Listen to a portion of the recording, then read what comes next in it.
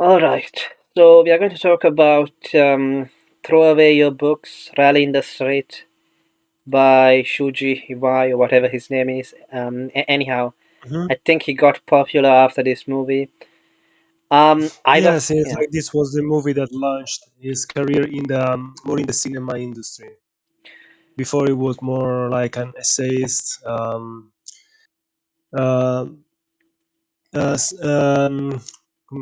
playwright, and poet. After that, he moved more onto the big screen. Hmm, I see. So this is. Would you say that this is a art house movie? No. I'm not sure. It's for sure it's an experimental movie, but um, and there is some artsy parts in it, but not in a like it's not a kind of pretentious type. It's more like it's making fun of that kind of pretension. Hmm. So I was under the impression that so the nobody cares, but I'll say it anyway. So the way that I found this movie was through an article about Denpa. I'll put the article in the description. So is That, this considered in the same field? I think I think it's more that it inspired certain scenes, especially the ending Mm, of Neon Genesis Evangelion, which is Denpa, yeah, which is considered to be I Denpa. see. So the way that it was described in the article was something like that. That this was very briefly that this was a radical movie, and that Hideaki Anno got some ideas from this movie. It seems like a radical movie, that's for sure. It talks about some extreme ideas. Hmm. It's just that I was kind of expecting, I was expecting what it said on the tin on the title, you know, so Yeah, so the title of the did we say the title of the of the movie? yeah, but they probably can Mhm. see it in the title of the video Yeah, anyway. yeah. There is one moment where you can actually see a guy throwing away his books into the street and kicking them with the and I think it was filmed like they sent one of the actors with a bunch of books into the streets doing this. As you can see, that the people around him look rather um, confused, not shocked, but rather confused at his actions. And immediately after, there is like a sort of small rally of youth in the street, and they seem to be high on drugs. So you've got your throwing away of the books and you're rallying in the streets, even if it's just like couple, not even I think 1 minute and something in a almost 2 hours movie, 2 hours long movie. Yeah, and it's not the main character doing it. It's Oh no. yeah, just some side Hmm. characters. I hear a little bit of echo. What can I do? Um, I think it's fine now. Um, Is it better? yeah, it's better. So, Okay. um, so again, from the article, it says that the influence of Shūji Terayama. Oh, is that his name? Yeah. Terayama. Shūji Terayama. Yeah, I said Iwai earlier. I don't know why. Yes. There must be one called Iwai. Anyway, so it's his influence is openly apparent throughout Eva. Whether in the use of monochromatic colors. I think he's talking about how like different. Some of the scenes, Yeah. yes. I kind of liked some of the filters used during the movie. Others, if I have to be honest, sometimes they were hurting my soul just looking at the scene. It was giving me a headache. But certain chromatic choices, there are some scenes that are dipped in darkness, and you see only these like the deep shadows and a green color or a purple color. Many of the sort of dream sequences about the airplane, the human airplane, so to say, are dipped in a purplish color. and some of the scenes with the father instead are very strong. With when the father or the grandmother are in the scene, usually there is a green color, like the dominant color. Right. Were there any normal scenes? I think there were like the No, there were quite a few. Yes, yeah. the scenes, for example, in the streets or on the football field. Right, right. Yeah, and because they keep on changing it, you notice it. I kind of feel like if they stick to one, um, it wouldn't bother me that much. um, Mhm. b- but because they keep on changing it, you notice that it's different. And of course, the different colors mean different things, probably. Yeah, I imagine that the scenes with the same colors must have something in common. Um, Hmm. so that's one thing which apparently happened in Eva, but I can't remember. I've watched it so many times, so maybe it happened, but because it's anime anyway, maybe Mm. I didn't notice the palette changing that much. Yeah, it is. Yeah, come to think of it, yeah, it does happen sometimes during the dream kind of sequences there as well. So um, and another thing which Eva got was the various scenes in which on-screen text covers the city. So Hmm. uh, I, t- I don't really remember. Which Like, is one of the few things I remember from what little I saw of Evangelion. you do remember that? Okay, It's one of the, because it's something that I always it's something that I always liked as an idea. I was thinking to do the same for a short story like I wanted to film, but we never got around to finish. And pretty much the thoughts of the characters, instead of being explained, it would be like writing on the walls, like projectors, showing those thoughts. So it's something that I always appreciate when there is like something to be read and not just to be seen in the yeah, movie. I mean, you can kind of overdo it, like in stuff like Monogatari, if you have seen that, where like you basically, unless you stop the episode, you can't read everything which is there on the Mm, screen. The I same with see. Sayonara Zetsubo Sensei. Like there would like the whole screen would be covered in text. Sometimes it's interesting when it's like um, they can sneak in some messages and you need to rewatch and stop the movie. I find that interesting. So I guess in this movie, did it kind of take you out of it? Because I remember in Eva, like you did have it like, but I thought that they did a better job of like making it seem like it would be something that would actually be there. Um, Whereas here, I mean, I like it's plausible that somebody just went ahead and just wrote that like graffiti or something. For But me, yeah, some of them were already placed, were already graffiti on the walls, and others were, let's say, props for the for the movie created uh, for for filming, etc. right, right. Yeah. So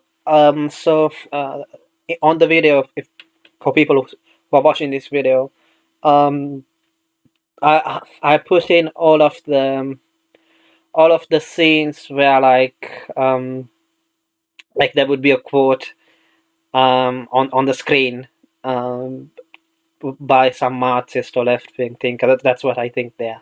Anyway, Hmm. so yeah, but as you said, it's not just those. Even though that's what I was thinking about. There's also just writing. Quotes Yeah, from writers, yeah. like when they show a shot of the cemetery and like I think those are the names of the dead or whatever. And I think also that there's a lot of stuff which does not get translated. Um, yeah, Yeah, in certain scenes there is too much on the screen, and I think therefore they said let's not translate everything. I would have For preferred it example, if they one of the did. things that you can see throughout the movie it's on the house that the main character lives in, and he calls a pigsty. There is quite a few, and then it links to the story of both the father and the son. There are quite a few pictures of boxers, and I think some of them are names of boxers, of athletes that the Japanese audience would be aware of. And the fact that the son wanted to be a boxer but was unable to become one, while the father was a boxer, and he's still trying to go to, at one point at the beginning he says that he's going to go for a match soon. I think again shows this kind of, it's one of the themes of the movie is the distance between the two generations, the one that fought in the war and the one that was born after the war. Mm. So, can you think of any examples of Western stuff um, where like you basically have a lot of writing on the screen like that? Yeah, there is couple of scenes. It's when there is a montage. I think it's the first time after the initial speech by the main character. Uh, there is like a montage with some psychedelic rock in the background, and at one point shows different, like shows a boxing ring and the picture of a famous boxer burning, and then he moves and there are different writings on the walls, but it stops only on one. So there are a couple of them that we don't know what it means because our Japanese is not good enough to understand what's going on. Yeah, I was asking whether you could think of any, I guess, European and American films where they do something Ah, similar. sorry, my bad. I misunderstood. Um, Movies. I think there is mm, there are a couple of books and stories that I know where there are characters that, for example, want to write something on a wall and get shot down. I think in, if I do now, don't quote me on this. I could be completely wrong, but I think in the movie Rome Open City, Roma Città Aperta, there should be a scene when someone is Rome under Nazi occupation, and someone tries to write something on a wall and gets shot. But as a sign of protest, it's a very common idea. No, you go out and scribble something on the wall to upset the people who are like either the common people or the people who are in I think control. If I do, and I'm sure there is quite a few movies where this is shown. Only right now, I cannot recall any, but it's not something Yeah, completely new. I like how it's used in this movie because sometimes, for example, you said that you are using the as a thumbnail the scene with the soccer field with the giant writing saying "Give don't grant uh, don't grant no grant freedom. freedom to the enemies of freedom." That one is a bit more interesting because immediately after that, the character is looking at the main character is looking up at the camera. After that, he moves away, and the football players come and start to trample over the writing. Like, I think this is sort of an accusation of you. We get distracted. Is the classical, no? Give them bread and circus, and they will not protest. Kind of suggestion of the powerful Romans who how to keep the plebs, how to keep the common folks pacified. Right. Just um, Yeah, go on.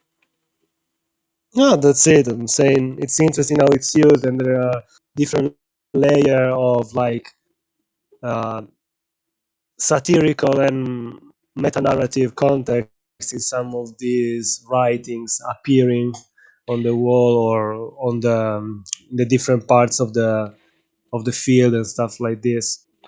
Hmm. You see, this is a movie that it's easily undersold in some aspects, but at the same time, it's easy to overhype because of its own style, of the editing, the soundtrack, the characters, the writing, and the vignettes themselves. It's a rich movie, but I think it's a case of a bit too much. And I think this is also because the movie is well, it's based on the director's play of the same name.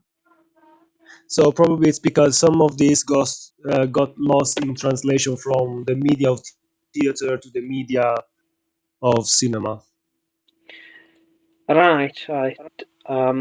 Yeah, and we don't really have any access to that. I remember, Sadly not. yeah, and I remember during the Wikipedia, by the way, is pretty small. It doesn't really say much. Yeah, unless you can read Japanese. The Japanese one seems to be a bit more exhaustive when it comes to but the characters. You have a full list of the characters. You have a summary of the plot, and but not knowing Japanese enough to be able to read it, I don't know what's going on. Yeah, yeah. I mean, you can try with Google Translate, but what I've noticed when you try to machine translate Japanese on Wikipedia anyway, I don't know, is that like for some reason it gets the genders of the people wrong. Uh, yeah, Yeah, because I think it has to guess because in Japanese you don't. From what I know, you don't need to put the the he or she or it technically. I see. Yeah, it gets exactly it gets the pronouns wrong all the time. Hmm. Which I guess is a microaggression or something these days. Yeah, so during the football scene, I remember that it sort of in some other places as well. It sort of goes into like a first person perspective, and the camera Yeah, that shakes a lot. was kind Yeah. of interesting, and I think it's because at one point the what's his name, Mr. Ori, the older gentleman that seems to be the Oh, gentlemen. Okay. Yeah. yeah, it's the most devious character in the movie, I do believe. But yeah, he tries to explain how in the past football was played with the head of a defeated enemy. And I think if you look at the beginning, the camera is more or less, let's say, at the level of a human head. So I'd say 6 feet from the ground. And as the football match moves, it gets lower and lower. In a sense, it's like the camera becomes the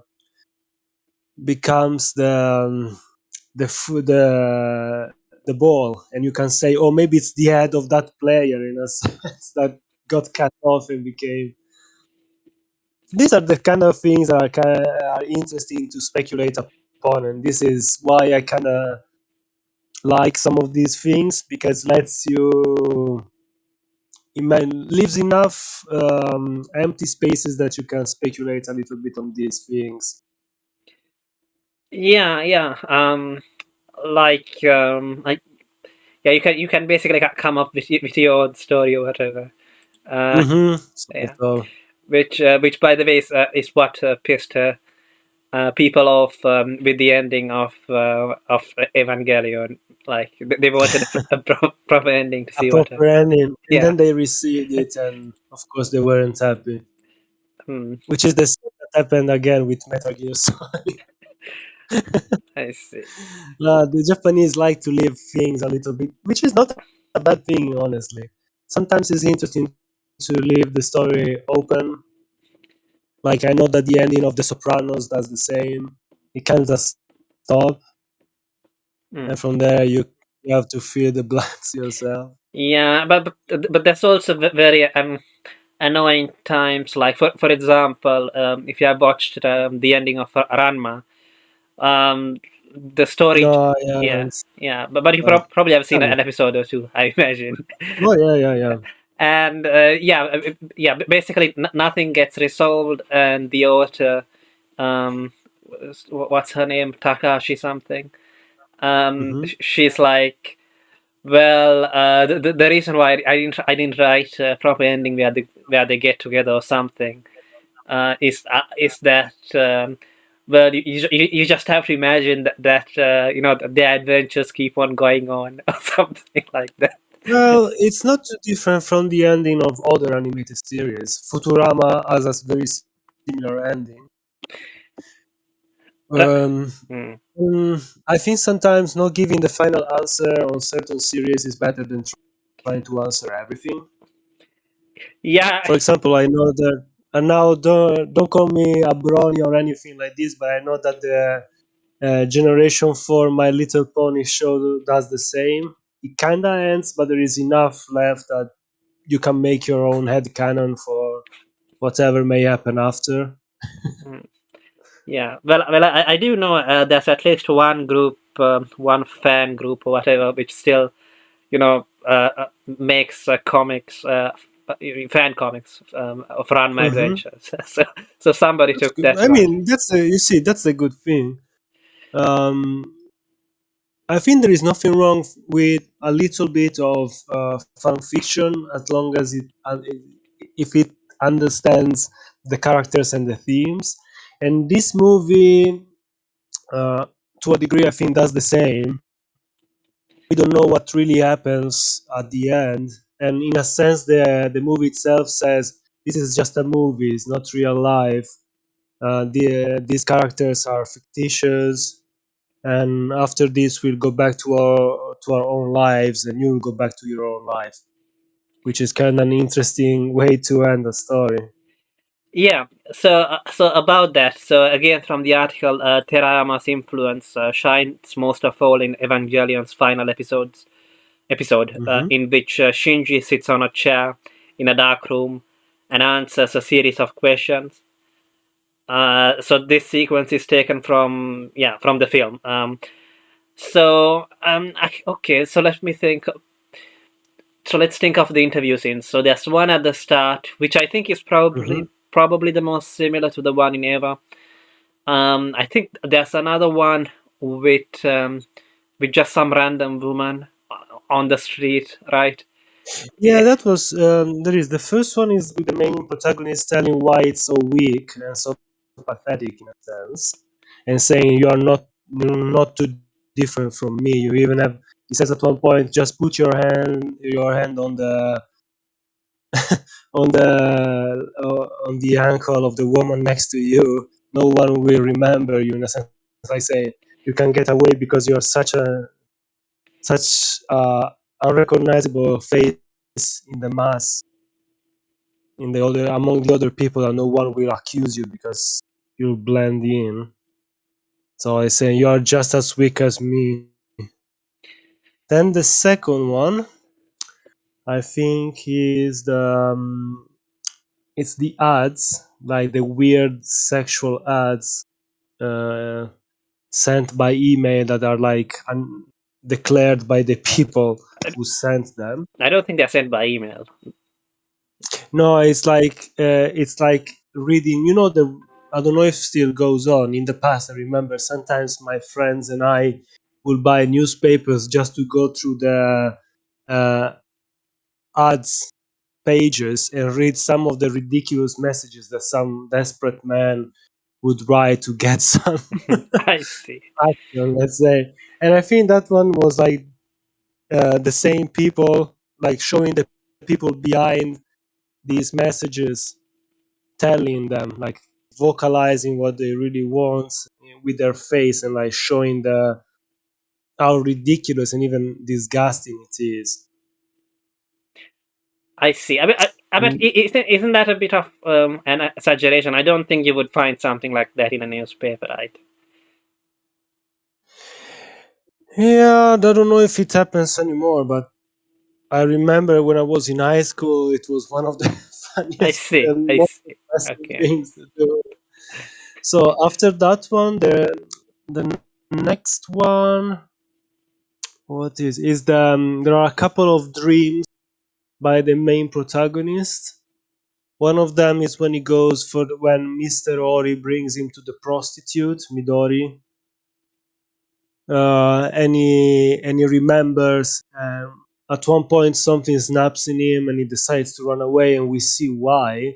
And there is like a repressed memory of his mother doing some. Uh, Was it his mother? Wasn't it his no, sister? no, mother, because Okay. the sister is younger, so that's the mother, which makes it even worse. So yeah, the mother seems to be taking advantage, playing doctor with her own son, and he runs away, and there is like a whole bunch of bizarre creatures with like there are things like in between old-fashioned geishas and oni. So it's kind of interesting to see this kind of uh, this. It's both disturbing and sort of funny. I'm Hmm. not saying it's something, but there is this kind of grotesque. Humor, I guess. Yeah, you see the suffering of this man, but it's through the lenses of this like feverish dream while he's being cuddled and made to feel good by this prostitute. So it's like even more jarring, and you realize that he cannot have a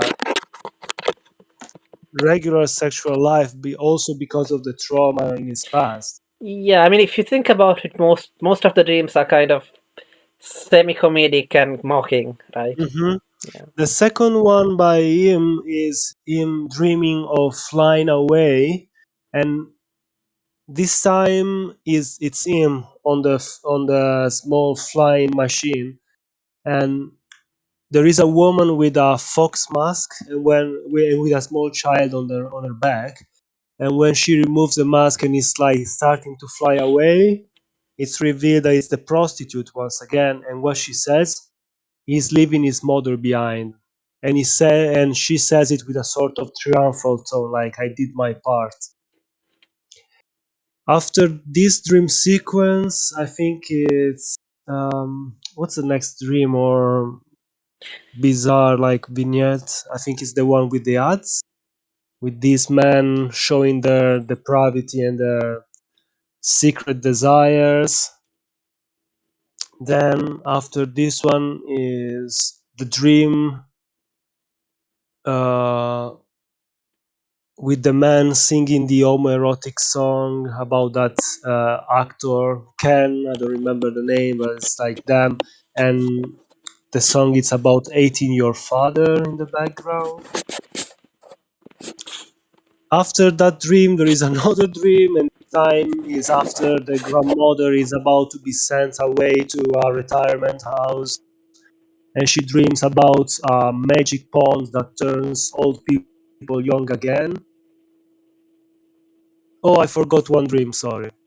Uh, af- because it's difficult to talk about the dreams because, in a sense, most of them are connected to the story and to the mental state of the characters.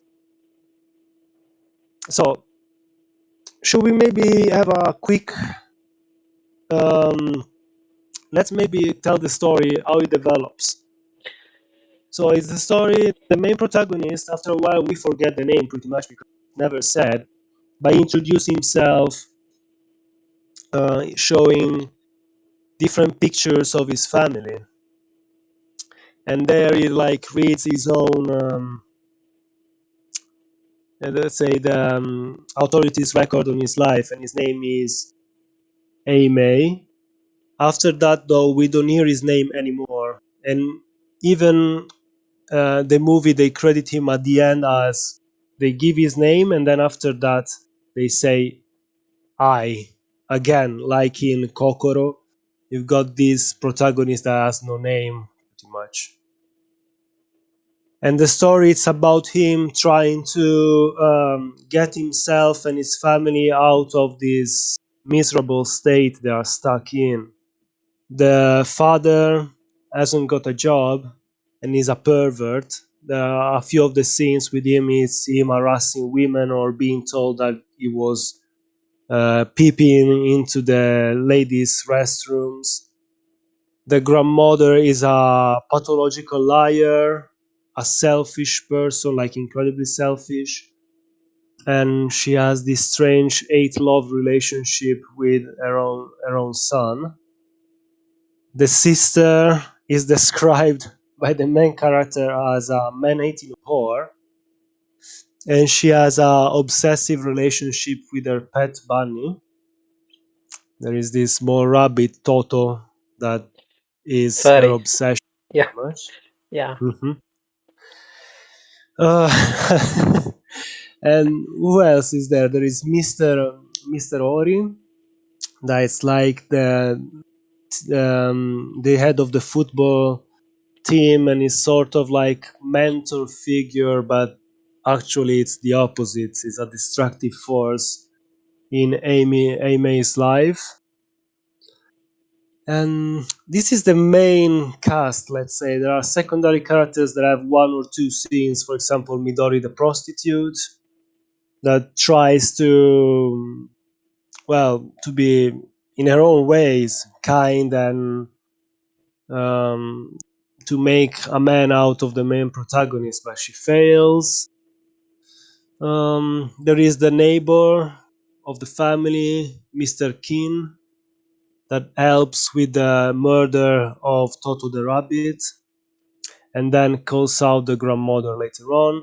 And there is one scene with a priest that's kind of, it was an interesting scene where it's like trying to convince the grandmother to move to this retirement place for old folks.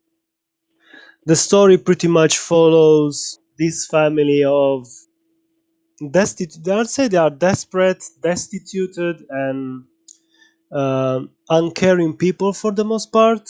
The only one that seems to be willing to change, to do something, even if he realizes how impotent and how weak and how flawed he is the main protagonist. And everything seems to backfire all the time. Even the end, pretty much, is him failing completely, trying to help his father, he dooms himself. The story, if we were to tell it in a like sequential narrative sense, is he tries first to help his father, then the grandmother together with the neighbor kill the rabbit, but the grandmother doesn't want to take the blame, immediately blames it on the on the neighbor, which is kind of a can I say dick move on her part. After that, the sister goes in a sort of mental distress state. She's already aloof, but after that she loses it completely. And there is, after that, after the death of the rabbit, is interesting because you see her going. Their house is next to the railroad, and she goes down the railroad, and at the same time there is someone in the night running the other way towards the camera, and you see that it's a woman with a crazed face in a kimono dragging a kite. And I kind of liked it because really that scene makes you understand how this character is feeling. And at the same time, I like the idea because in English they say to be as high as a kite. So in that case, I think for a foreign audience that speaks English, there is an extra layer of dark humor in it. She ends up in the football field, and there is another disturbing scene. It's when the entire football team takes advantage of her. She is completely unable to. She enters in a state, like in a dazed state, into the changing rooms asking for a rabbit, and immediately the football players take advantage of her, throw her into a shower, and shall I use the R word? Or should I? She's gang raped. Yeah. Yeah. So, and the disturbing part is Mr. Ori uh, appears like the main protagonist understands what's going on. He tries to bang on the door and let him in. He wants to rescue his sister, but he's too weak to even do anything. Mr. Ori opens the door and says, "A chunk of meat fell from the sky, and we are having some fun," and then closes the door, which was rather chilling as a scene. This person doesn't care at all. And Yeah. after that, One thing which I didn't get though is how did the protagonist know that it was his sister? I think from the screams, because she starts to scream Oh, and he okay, good. realizes. Mm. I mean, Yeah, this movie can throw some punches that hit you in the guts. That scene was rather disturbing. After that, he takes care of her. They go out together and they go to a Western restaurant. It's kind of interesting to see him try to make her feel better and trying to explain. Reminds me a little bit of that scene when Charlie Chaplin is in the restaurant and plays with the potatoes, making them dance like they were his feet. He tries to explain how to use a spoon, a fork, and a knife. And while they are at the restaurant, guess who joins them at, at the lunch table? Mr. Ori and his current woman. And I found that scene rather disturbing how he just shows up and he doesn't even say anything like apologizing. He recognizes her. I'm sure he recognized that the girl sitting next to Amy is the girl that not even the day before he abused. And he just asks, is she your girlfriend? Oh, it's your sister. Nice to meet you. Pretty much like Yeah, this movie is rather it's rather disturbing, but it does it in a way that it almost turns funny. That's the also another disturbing part. right. And another thing, another funny thing which happens there is that he starts talking about how in communes or whatever in Europe, Hmm. whatever, Everything is yeah, shared, even their women. right. Um, I don't know. It's like Is he it's even like the top self-aware? is the top level. Is like the in the food chain of parasites is the top parasite. Yeah, and I think the protagonist makes a good point that like when he asks him, that's the way that the scene ends. Like what did he ask him? Something like, "But is there still jealousy?" uh, Mm. right? And then he invites him later on. He invites him home, and he has Mr. Ori invites the main protagonist home, and he has sex with the woman he was with, and you can see again the jealousy part. You can see the main protagonist sitting on the ground and looking on with like hungry eyes, but unable to even ask. And then there is a vision. There is another of these dream sequences. There is two of them. First, there is one, let's say, from the perspective of the main protagonist's mind, and you can see a family in a sort of rural area, and I think it's him remembering his family, and you can see different people dressed in like sort of grotesque people dressed in traditional clothes ready for a to take a picture like the kind of family picture you would take before a big event, and I think it's before the war. And then there is a soldier, and then they call someone, and I think it's the grandfather. They call him, and it's this dwarf dressed in a very nice European dress. And I think this one is a commentary of the difference between the generations who try to embrace European lifestyle just before the war, pretty much, and how they were like but ridiculed dwarves trying to be someone they were not. And one of the figures is like this woman with the kind of the no theater. They always wear like white powder with colors on the lips and around the eyes, and she's like with her chest exposed so you can see her breasts. And I think that's again him being traumatized by his mother's presence. And after that, there is a very I really like the soundtrack in that point in that second vision. Let's say it's a song that says in August of 1970. Uh, I had a child without asking permission. I think it's talking about this attempt of rebelling against Japanese culture and way of life by having children outside a relationship. And the soundtrack and the imagery, I think there's like this mock family on top of a building surrounding the smoke, and I think it's sort of a parody of the. I don't want to sound blasphemous here, but seems like it's making a parody of the Holy Family of Saint Mary's, Saint Joseph, and the Child Jesus. Sorry, I couldn't hear you there for a second. What did you last say? Now, I was saying that the family that you see in the vision, like Mr. Ori's sort of dream, you can see this family on top of a rooftop with this song. Is like a psychedelic rock with keyboards. I really like the piece. If you want to look it up, it's called August 1970. Yeah, it's Um, nice. Yeah. and it's, I think there is a little bit of a parallelism between this family and the Holy Family. I'm not saying it's done to compare them, it's more like it's a mockery.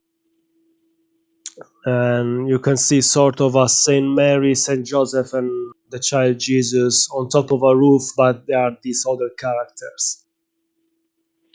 Because the Bible comes up and in a few points of the story, like it's referred by a couple of characters, and there is, after this scene is the scene where the mother, the son, and the priest are talking, and that's when the grandmother breaks her mind, goes completely aloof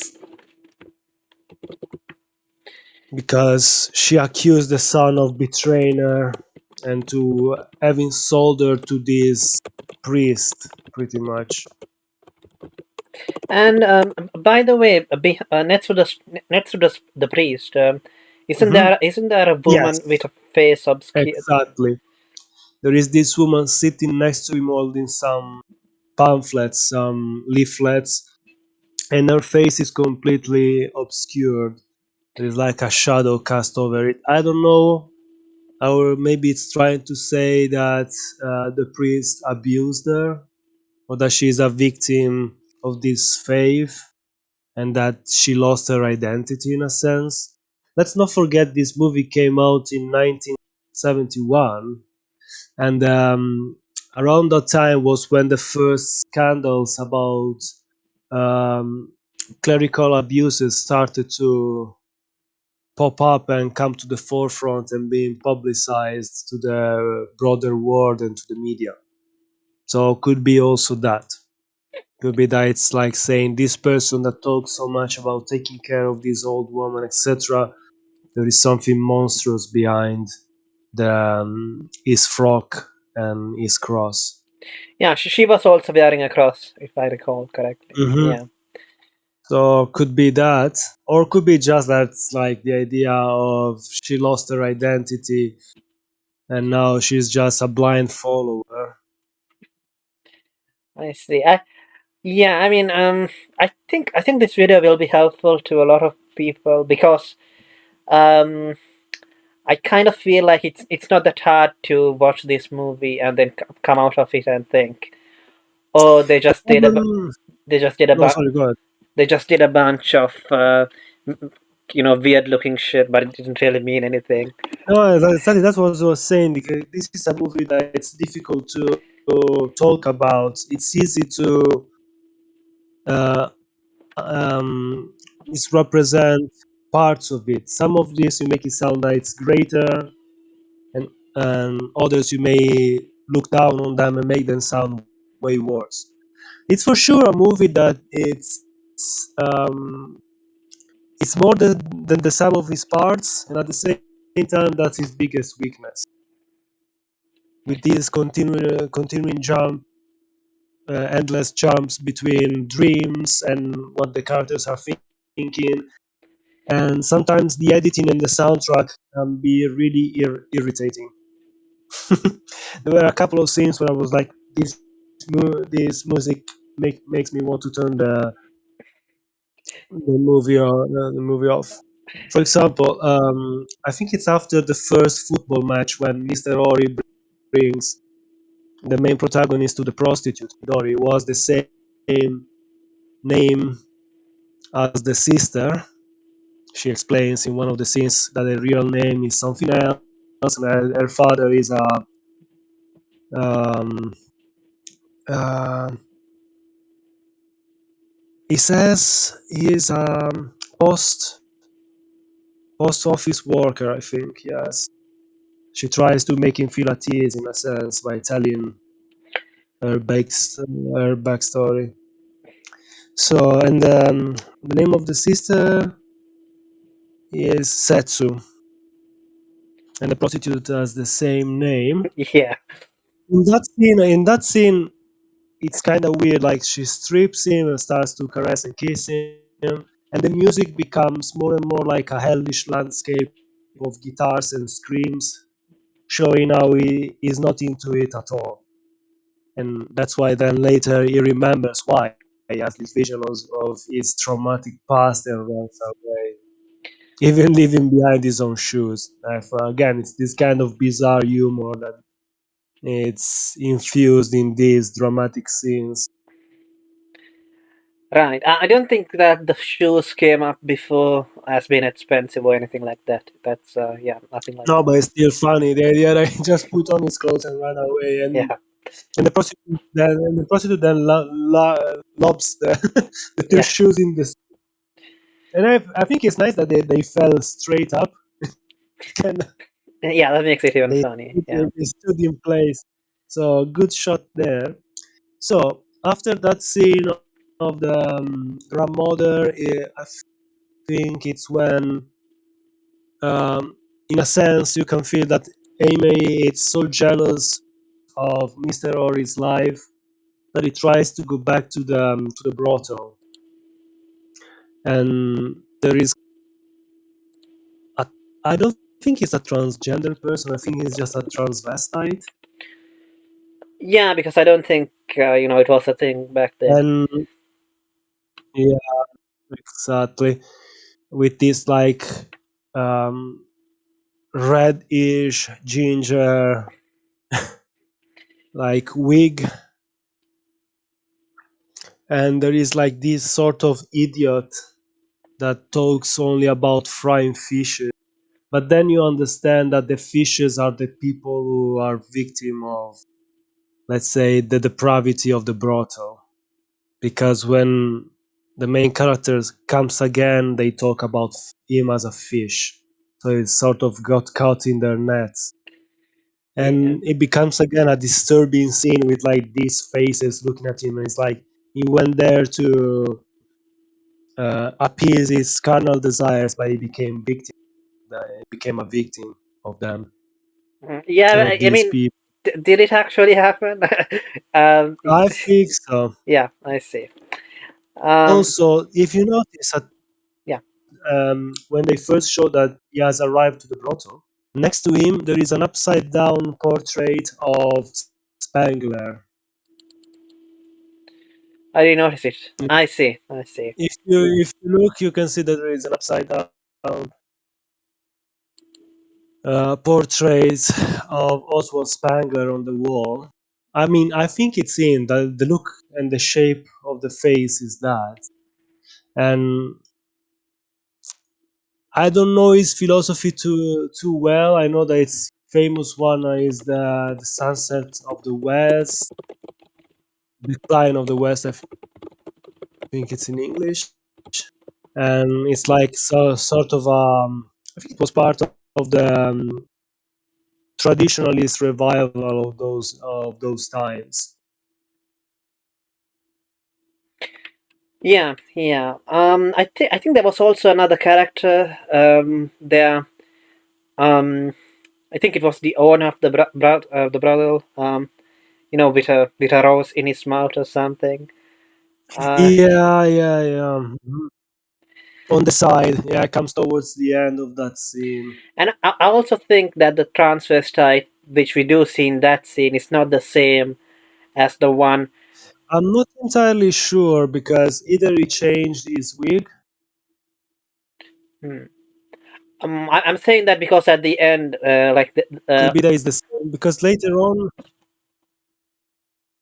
at the end, when they show all the faces, I yeah, saw only one. I So sure I I'm think not I saw sure. two. So, Hmm.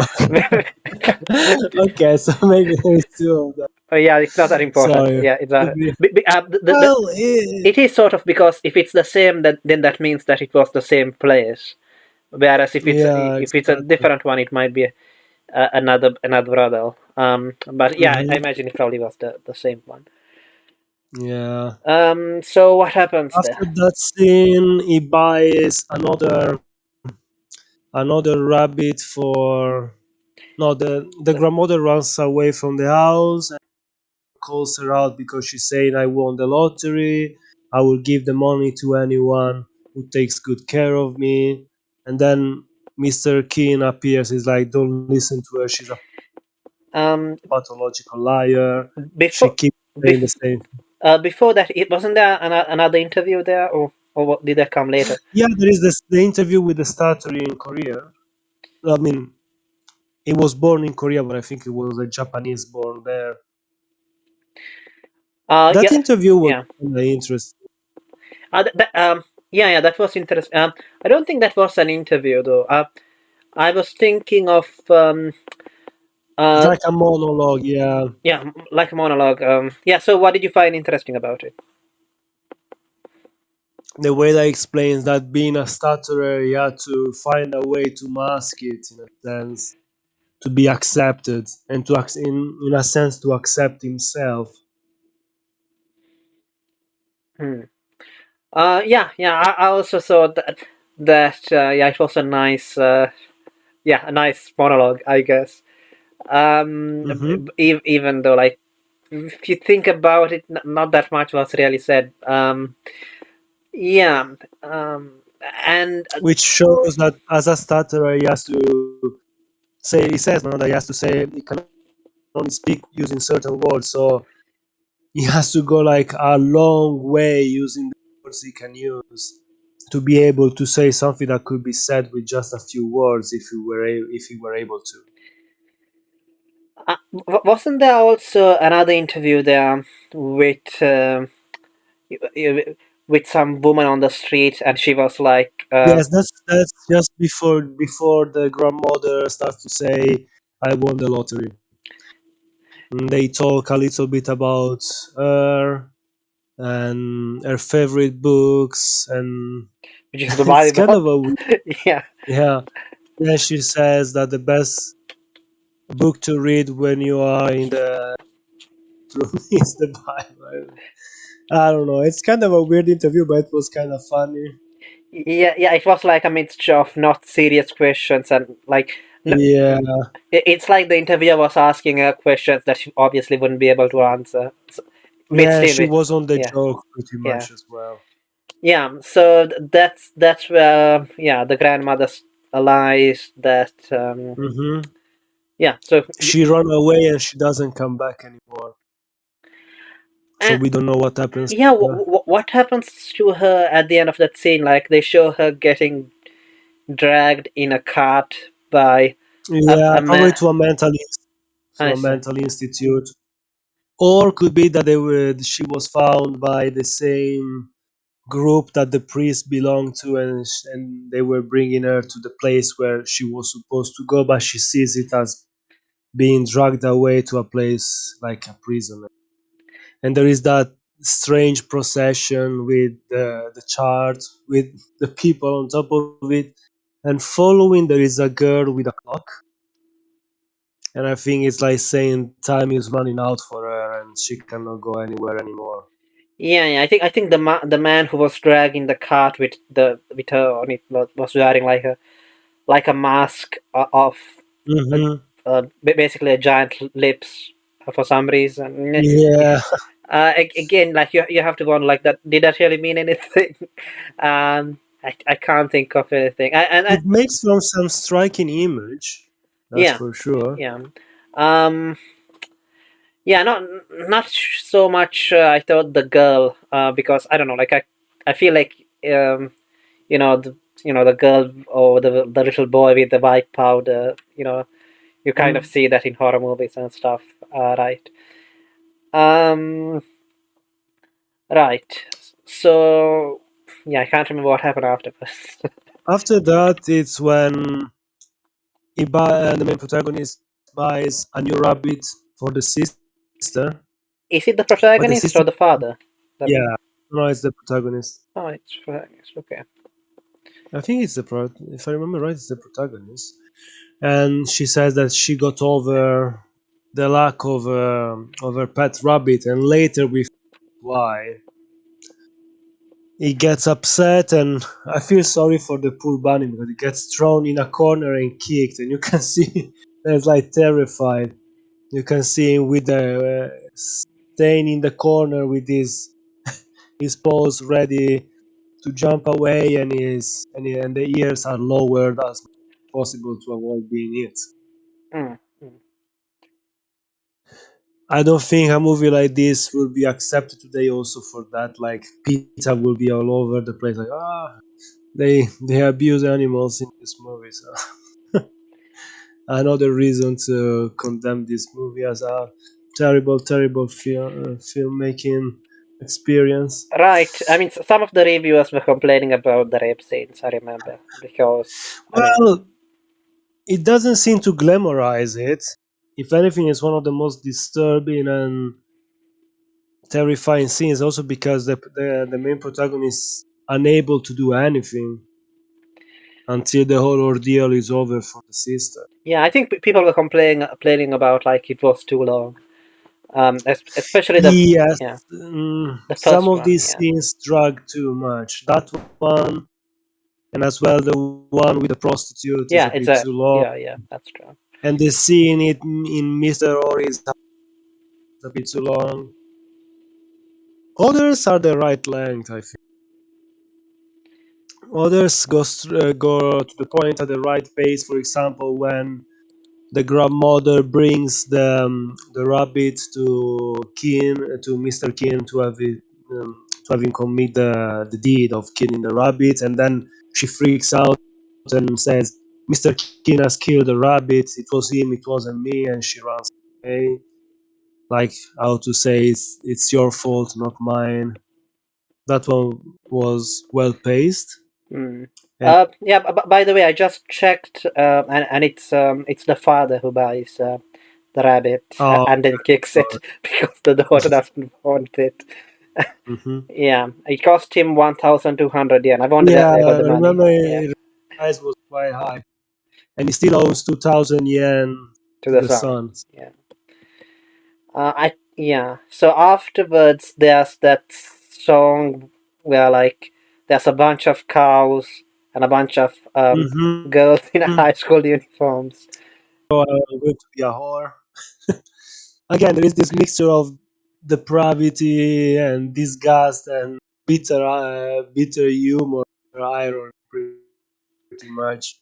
With them removing first the scarf and then their shirts and singing bare-breasted about being whores in the future. And that one, I think it's the sister, is the sister mind in that moment, because the scene after, it's the main protagonist going back to Mr. Rory one last time after he bought the noodle chart, after he from Mr. Rory to get his father back into working, after failing to convince his father to go back to sell noodles, after going through the streets and bothering people saying there is no meaning to all this, don't go this way. He gets even pushed away a few times, falling on the ground. Finally, he goes back to Mr. Rory to talk about that, and he finds his sister at his place, completely naked, only covered with a jacket on her shoulders, and unwilling to go anywhere. So she's been trapped. She's another woman who fell victim of this manipulative man who probably will use her and then one day will just dump her and replace her with a younger woman. And after this, he goes back home. The home is being devastated by I think, I'm not sure if it was the father who destroyed the house or if it was the mob that came to arrest him, looking for more evidence of his crime. And we discover pretty much that the noodle stall that the main protagonist bought, well, it was stolen. And now the owners of the stall sent some people, and I think two policemen, to find it and arrest whoever is responsible. And the real story, let's say the main story of the movie, ends with the main protagonist being dragged away by these two policemen, yelling at the top of his lungs, "Father, you fool!" And Right. that's how the real story, let's say, ends. But the movie is not over. So after that, do you want to describe the next scene, the final monologue and the long panning shot Yeah. of the actors? Yeah. Yeah. So basically, the protagonist and most of the cast are like on a stage, basically. Yeah. Hmm. And Again, because it was a stage at the beginning, so it was a staged theatrical piece at the beginning, so makes yeah. sense. And it doesn't make sense in Eva, where like at the end, like the all the characters and especially the protagonist is like interviewed, and again it's like a stage. It's like on a stage, yeah, for a play or something. Even though obviously it's an anime, Can I so say there is another movie where something like this happens? It's a movie from 1879, Stalker. No, the penultimate scene is a sort of a interview with the wife of the stalker, and it's kind of similar to this. She just explains why she fell in love with him. It's a bit less fourfold breaking, but it's sort of similar. It's sort of an interview with this inward character. right. And so basically, what happens is that the protagonist gives a speech, a short speech, while the cast is there standing at the Hmm. back. Um, and they're not smiling, or they're just still. The people in the Hmm. background are staying as still as They possible. seem like pretty much like those Japanese dioramas with all the dolls Yeah, set up. there's also stuff. I guess props used in the movie, like Yeah, there's the giant dildo. Uh, yeah. We should talk about that scene later on. yeah, there's the It was a giant. bit random, but Yeah, was memorable because of very that. distracting. Yeah, I didn't Mhm. expect it at all. Like I was like, why is the police like going after them? And then that's why. And there's also there's also stage lights, so you can see the. Yeah. And there's also like I think there was the post which of the bots or something, with the Hmm. hands stretched out, which was Yeah. in the home of the protagonist. And and the protagonist gives a speech about how like um The story is over, and my character is over in a. yeah, yeah. And he talks about how he liked, um I guess he sort of thanked the director or whatever, and Yeah, um he says this was as like a small family for these 28 days of shooting, yeah, and talks a little bit also about the beauty of of cinema as a sort of honest lie. yeah, Like it's telling a story that you have to believe even if it's not yeah, true. Which like it was a neat. There are a lot of neat ideas in that monologue. right. And how like like he's talking for the last time. wearing he's wearing for the last time Mm-hmm. Exactly. the costume, which Mm-hmm. obviously you don't think of it as a costume. Exactly, but um it is. yeah. Because obviously that's not how. Yeah. I mean, I Um, would love that duster, to be honest. The duster that the main character wears throughout the movie. It's uh, kind of nice. um, but like you also have to me, I kind of found it a bit funny because like obviously he's reading from a script there, right? uh, Exactly. That's why it's so meta. It, it has more layers than an onion. This final. and I think they should have just ended it there, but instead, um what happens afterwards is that they start panning the camera Mm-hmm. over close-up shots of all the actors one after the other, like Mm-hmm. um Even minor characters appear for just maybe one brief scene. For example, you recognize all the young folks. For example, the ones that were seated at the foot of a ladder. Oh, sorry, of a set of stairs, smoking weed. You recognize those young folks that were in the streets, like dancing and wiggling and making a scene with everyone looking. The two students that um, were asking people to use their giant dildo punching bag. All the all the characters that appear that were actors. Of course, there are a lot of extras because some of the scenes are shot in the streets of Tokyo. But all the people that were like part of the cast and with just a 30 second 30 seconds roll, they appear in this final shot. hmm. And it's these very slow, long panning shots of all these people and their faces. Some of them are smiling, some of them are serious, some of them make some strange twitches with their faces.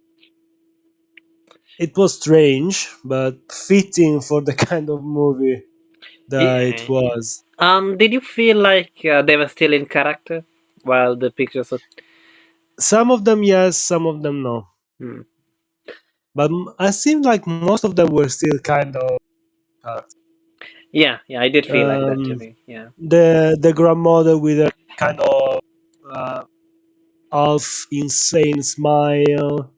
One of the characters we didn't talk about made me laugh when I saw him. Like, he's like a pretentious artist that is shown in the Western restaurant scene, and it's like this guy was reading a book to an old lady, and is like all serious about this piece of writing is declaring to the world, but there is only this one woman listening to him, and she's like falling asleep as he speaks. I found it kind of funny. Like, this guy is so up his own ass pretty much. He doesn't realize this person cares nothing about what he's saying.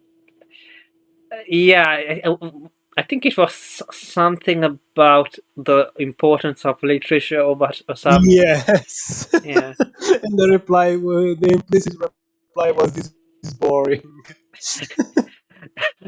Which is a good reply. I think I think the literature thing comes out, up again with the interview with the woman. Yes, they talk about books and which books she likes and why, I yeah, and why the Bible is important for her. So. yeah, and another thing which the interviewer asks, which we never see the interviewer. Another thing which she asks is, but we do hear his voice, just Mm, on only there at least. Assuming that it's the same interviewer, probably not. So he asks, so like, what are the negative effects of books, and the woman is like, oh, there aren't enough people to clean the streets or something, uh, yeah, because people are reading which books. if Yeah. yeah, exactly. Which right now would be, you could say the same thing about technology to agree, being stuck to the screens and so on and so forth. But it's sort of an interesting answer. Yeah, the answers sort of did make sense, even though like they were not Hmm. serious. Some of them were a little bit uh, too direct. Even the woman is like, "No, I'm not gonna answer this." I recall there were a few kind of sensitive questions here and there. Yeah, yeah, like yeah, something like, uh, what is the first thing that you wash when you're taking a Yeah, bath? And she's like, the the bathtub. bathtub. That was like that was a smart answer. Honestly, I Uh, kind of like the witty reply. yeah, it's like the reason why it's fun is because it's a serious question and not a serious one, and Mm, like you have to wonder, is does he really just want the answers to the non-serious questions, and and the serious questions are there like to just put you off, so that you don't expect it, or yeah, I something like think that. it's that it was done on purpose. And you have to wonder, was it a real interview or it was staged? And this is why this movie is it's very interesting because it plays with a lot of your expectations and you are never sure if the answer is honest or if it's making fun of you.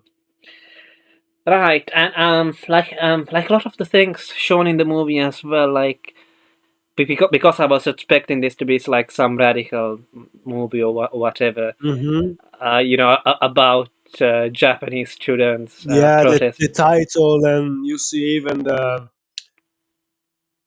poster for the movie. You think, oh, this is going to be a revolutionary war, talk about society and hard-hitting questions, and instead it seems to make fun of all these questions.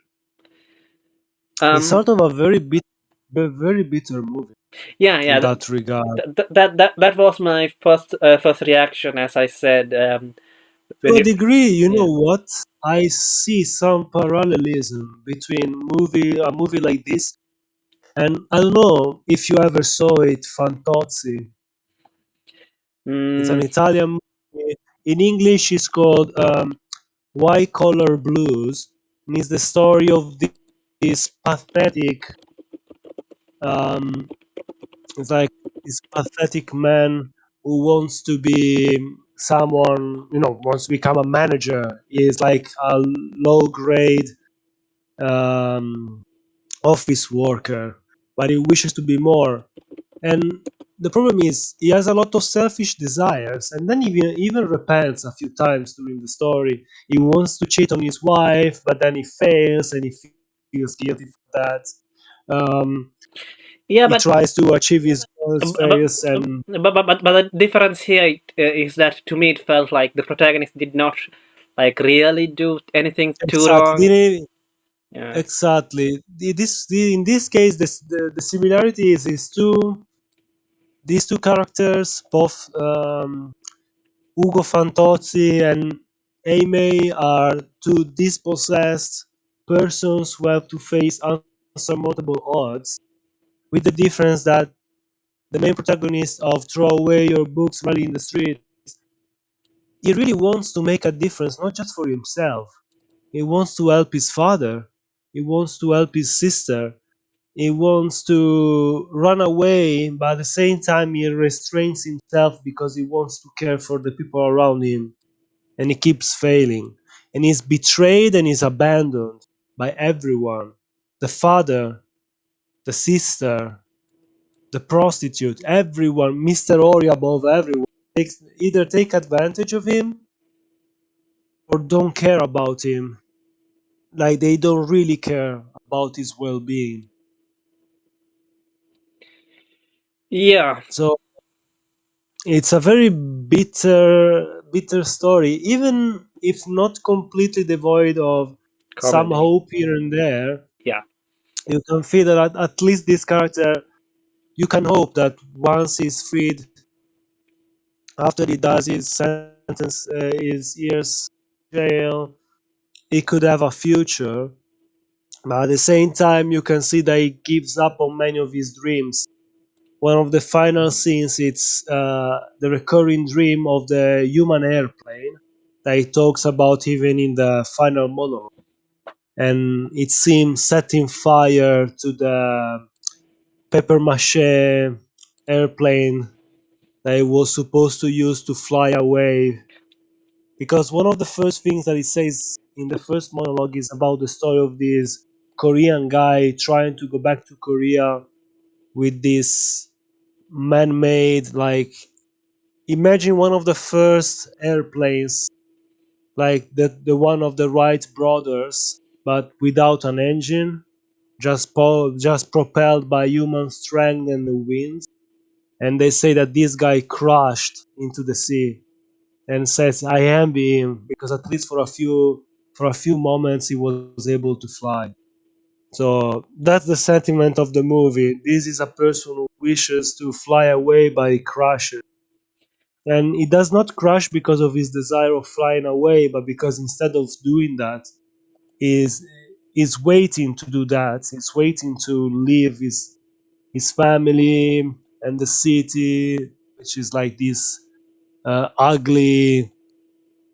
Uh, I don't know. Like, would you call it like the periphery of Tokyo? It's like this disheveled, crumbling outskirt of the city, where everything seems ugly and broken or half broken, beyond repair. And he doesn't want to leave yet because first he wants to fix his family and the situation going on. And that's what he, in the end, seems to be the Yeah. cause of his fate. The case of Yeah. So the it's thing that sealed yeah. him. Yeah, basically, it's not him; it's the people around him. Yeah, and Hmm. so speaking of the city, I'm getting a little bit of echo. Speaking of the city, before she goes to meet Omi for the last time and meets where his sister there. Like there's a quote which I don't think it's attributed to anyone. Like because as we talked about throughout the movie, like you will have just quotes written or Yeah, graffiti or appearing whatever. either Yeah, on the walls or in the backgrounds or floors. yeah. So on the wall, it says some girl is writing. The city is an open book, right on its infinite margins. Hmm. Um, which I guess is they're sort of being ironic there or something. Um, Yeah, so about the family thing, that sort of reminded me of, I guess, Omi's advice, sort of, because he explained, or rather, he explains to the protagonist that he doesn't care about his family. He basically has cut yeah. ties with them, and When um, he's washing the car and there is like the small yeah, Dalmatian, and and it's like he this yeah, dog. and he's like, why is it that you are trying to support, you know, your father? It's because like why not just be like me? Where like Hmm. I don't care. Uh, I just don't care why you try. And he yeah, sort of says it's for me. But first, he's trying to be selfish, but even in selfishness, he cannot avoid thinking of his kin, of his people. right. And I guess like in a sort of indirect way, the quote unquote advice which Omi gives is kind of correct in this case because there's no way that the protagonist can save his family or whatever. He just has to save himself at this True, point. but at the same time, it's him who causes the main protagonist to be lost in the end because he sells him the stolen noodles to. So Yeah, yeah, for all this, his posturing may be correct, but he's maybe the most vile character in the whole movie because he has this posturing of like, I know better than everyone else, I figured it out, and then he's the one that pretty much seals the deal when it comes to the main protagonist ending up in jail. Right. Yeah, and I found it. I think that they show two members of the football club who are talking about the protagonist getting arrested. I think, and they're like, "Oh, he got arrested for doing, some political activity or something." Or rather, that's what they think. But or maybe they're talking Hmm. about someone else. I can't remember exactly. But if it I was think it about was someone else. Yes, yes. it was someone else. But Okay. maybe, but maybe it's the same situation for that other person as well. Right. Okay. So now, have you got something more on your notes? Most of them are about the themes and how I felt towards the movie, because the story in itself is rather straightforward. It's just how it's edited and how it's interspersed with these vignettes and these dream sequences and these sort of scenes that delve into the psychological and mental states of the characters that either breaks or makes the movie. I do believe this is a movie about the flesh and the mind, about ideals and ideas against the harshness of reality, um, like the brokenness of the will and the forbidden dreams that always linger in the background within us, and the ugliness of our actions. Like most of the things going on, there is always this aura of disgust, this aura of corruption and deception. And this character seems to be either lying to one another or themselves. I would describe, um, a few days ago, I was talking a little bit with, you know, with L the Fox. He changed his name now, but and we were talking about how I felt and why I felt this way towards the movie. And I was saying to him that uh, this is a movie that I, in a sense, I reluctantly respect, because there is some talent on display when it comes to cinematography and use of a lot of techniques, but at the same time it can be difficult to go through because of the editing and some parts of the story. And I don't know how to describe it, but pretty much this is a it's a exhausting movie, but not exhaustive. It does not explain many things, and to a degree it's good, and to a degree it's too much. This is a movie that I reluctantly respect and that I hate to hate, but I end up not liking many aspects of it. And it's a shame because it's a good movie. I honestly believe this is a good movie. The experimental parts are interesting. It shows the descent, into, this kind of materialist, selfish way of the youth of Japan, that I think was one of the things that that the author wanted to explore through the main protagonist and the people around himself. But it's a very tiring and draining. Like we were talking about, the scene of the rape goes on for too long.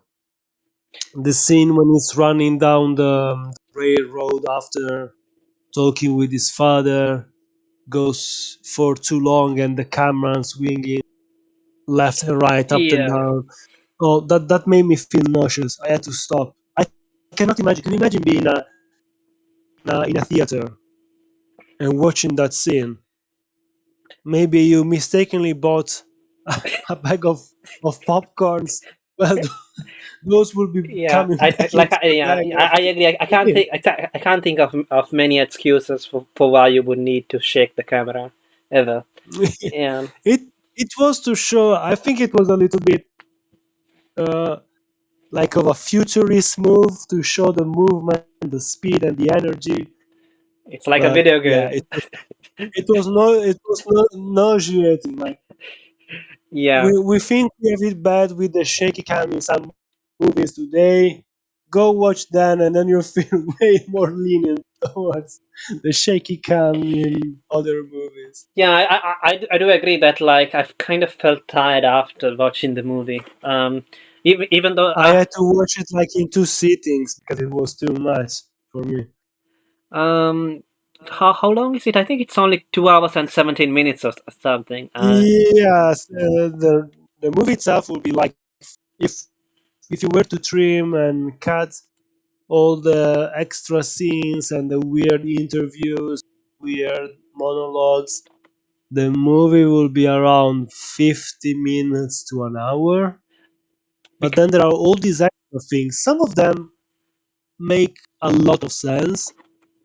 Some of them are interesting, and some of them just I wish they were cut out.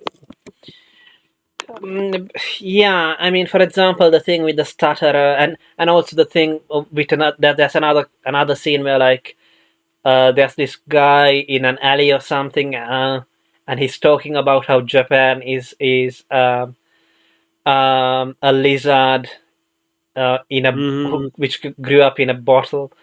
Uh, Yeah, it talks about yeah, I, and I said that one seemed a little bit like the usual accusation towards the current generation being able to like it's your fault, but it was at least interesting, like with this metaphor, the lizard that was plopped when it was small inside a Coca-Cola bottle. It repeats over and over, like a yeah, lizard in a Coca.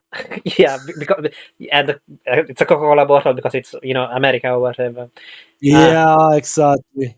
It's a metaphor for the occupation of Japan, like and with the military yeah, force. yeah, I also think it's because like the students at the time were protesting because of I think there were American troops or something in Yes. Japan because of Vietnam. So uh, Yeah, they talk a little bit about that, and then the Korea crisis. right, So it's also a little bit of a commentary on the time, and I think it's around that time that Yukio Mishima was writing, and so would make sense. yeah, I think that Let me just. the problem is also that a lot of this stuff is to do with side characters who don't really matter to the plot.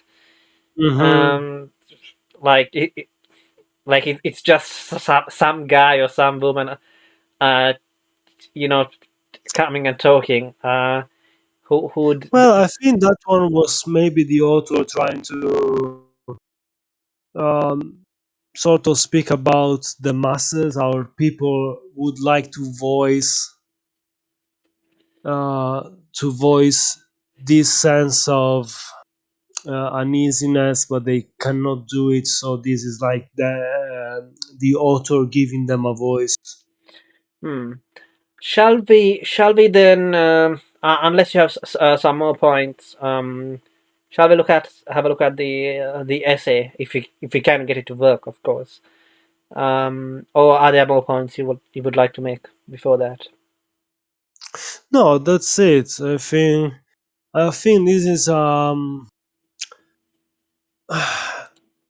it's a story about exploiters, awarely so unawarely. For example, the father seems to exploit the son without realizing it, and it's about this confused and self-abusing youth. Uh, it's not much. I don't think it's a movie. It's a pro ideological movie. If anything, it seems to disregard a lot of the answers given by Marxism and other, let's say, easy solve ideologies that say, oh, it's because of that group alone. If we get rid of them, then everything will turn into a earthly paradise or something like this. It's a movie about a lot of the disillusions and the damage that's been done to generations by different actors within and without their own lives. And for that, I can admire it. Again, uh, it's difficult to be neutral about such a movie. It's either something you respect or you cannot stand at all. And there are parts of it that I really like, and parts of it that I cannot stand at all.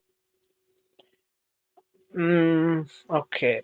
Would you say that the parts you can't stand are mostly involving the protagonist, like it's in normal life mode, I guess, rather than the dreams stuff?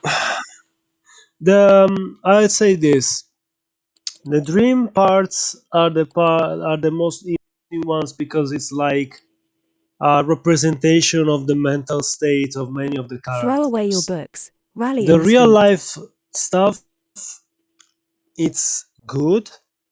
The problem is sometimes there is too much experimental stuff thrown in, and some of the scenes drag for too long with a soundtrack and some camera choices or some filters that really, really hurt the eyes and give you a headache.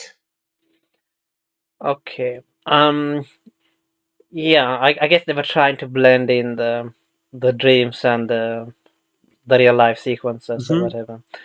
Um, so I've shared the article on I'm streaming it on Discord. So Hmm. if you join that, might be able to Oh, okay. hear it. Have you joined yet? Same for you, Pragmatopian. We are going to listen to that article if you can get it to work. But let's have a look. Have you joined yet, Kiasmo?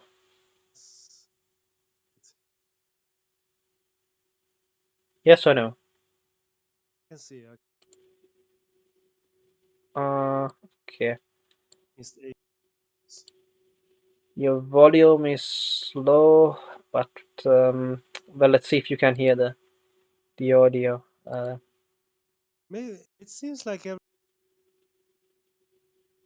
us during the stream when I join the stream Discord, my voice goes uh, by. so Streets. The relationship so can you between hear the audio? intellectuals and Yes. Great. So let's see if I can figure out a way to turn your audio up in some way or another. Uh, mm, or maybe I should try to turn myself. I'll try to turn myself down, so at least we are both down. Um, uh, or maybe. I eh, could also hear the article. Good, good. Your I'm audio is sorry, the yeah, audio. yeah. That's great. I was trying to figure out a way to turn up Kiasmo's audio because it's a bit low, isn't it? Try saying something, Kiasmo. Okay. Can you hear me? Uh, yeah, yeah. I can hear you. What about you, Pragmatopian? Can you hear Kiasmo? Um, to me, his volume is quite low. Uh, Okay, let's see. Um, um, what can I do about that? I've already turned it up to 200%. Um, have you got a phone, Kiasmo? yeah. Maybe if you try connecting with that instead. Let me try. Yeah. A second. So, what did you think of what you heard, Pragmatopia? Oh, you mean about the article? No, about the movie. Sorry. Um, Oh, about the movie? I'm completely lost. I barely know what you're talking about at all. well, Don't worry, thank you for we listening to felt us. the same. We felt the same watching the movie.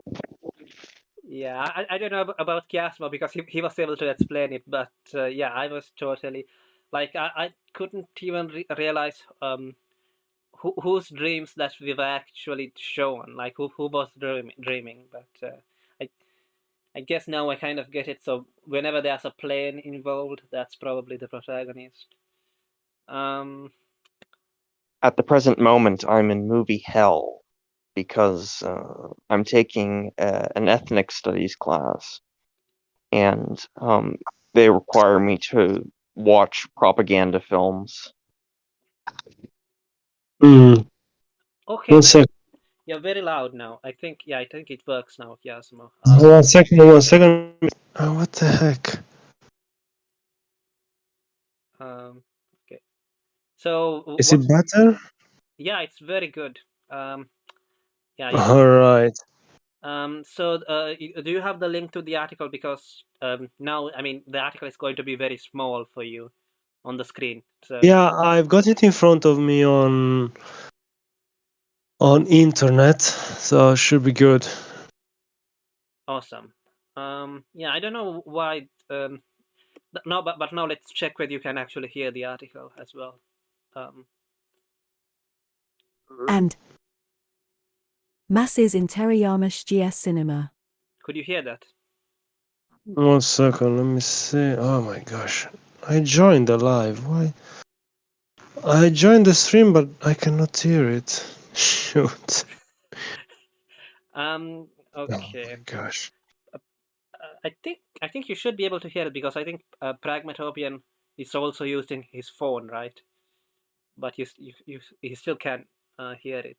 So That's really weird. uh, I joined it. okay, let me check. Um, I'll see. What Okay, I happened? think I joined the stream now. So let's try again then. Cinema. Ferran de Vargas 1. I can Acts hear it, Andrew. but it's like super choppy. Dang it. Okay. Let's try again. Okay, let's see. Is there anything I can do? Um, let's try once more and then we can give up. Andrews, 2016, points out Terayama Shūji is as important counterculturally to the late 1960s No, and early. like I I can can hear hear, it. I can hear bits and pieces, but I see. Okay, let me try something else. Maybe if I don't know how the echo is going to be though. So basically, what I'm going to do is I'm just going to play. I'm going to. I'm just going to play the video and let this capture. Let the laptop microphone capture. I don't know how the echo is oh going to my be though. gosh. Okay, let's try. Early 1970s as the philosopher Takoki Yoshimoto was intellectually. How is the echo? It's not too bad, honestly. Okay, then That was better. yeah. Let's do it that way then. I'll just listen to you guys without my headset on. Sorry about the echo. Um,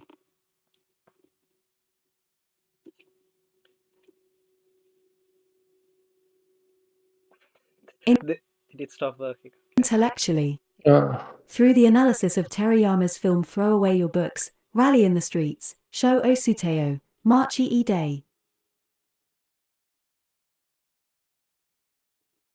Okay, stopped. Maybe. In this paper, I want to look into a premise Okay. little explored in publications in English so far, namely, that the existentialist emphasis of this director's cinema on the self-questioning subject, its transformation through action over circumstances and discourse, linked to its emancipatory spirit, allows him to connect his approaches with the ideology of the most libertarian sectors of the Japanese New Left, those most influenced by Yoshimoto's anti-avant-garde theory of Teish, autonomous masses, in spaces such as Tadai Zenkit or Nichidai Zenkit during the student protests of 1968–69. The theory of Teish considers that to strengthen the subjectivity, shutaise, of the masses, the subject must foster the autonomy, juritsu, of the masses themselves from any intellectual vanguard. Terayama's cinema can be seen in terms of an attack on discursive expressions of reality, a permanent effort to renounce exercising power on the viewer through the film in the same way that the Japanese libertarian New Left attempted to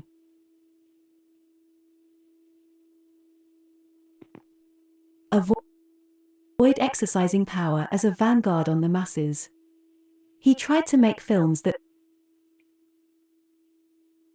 constituted a rebellion against cinema, even against avant-gardist cinema, Centeno, 2012.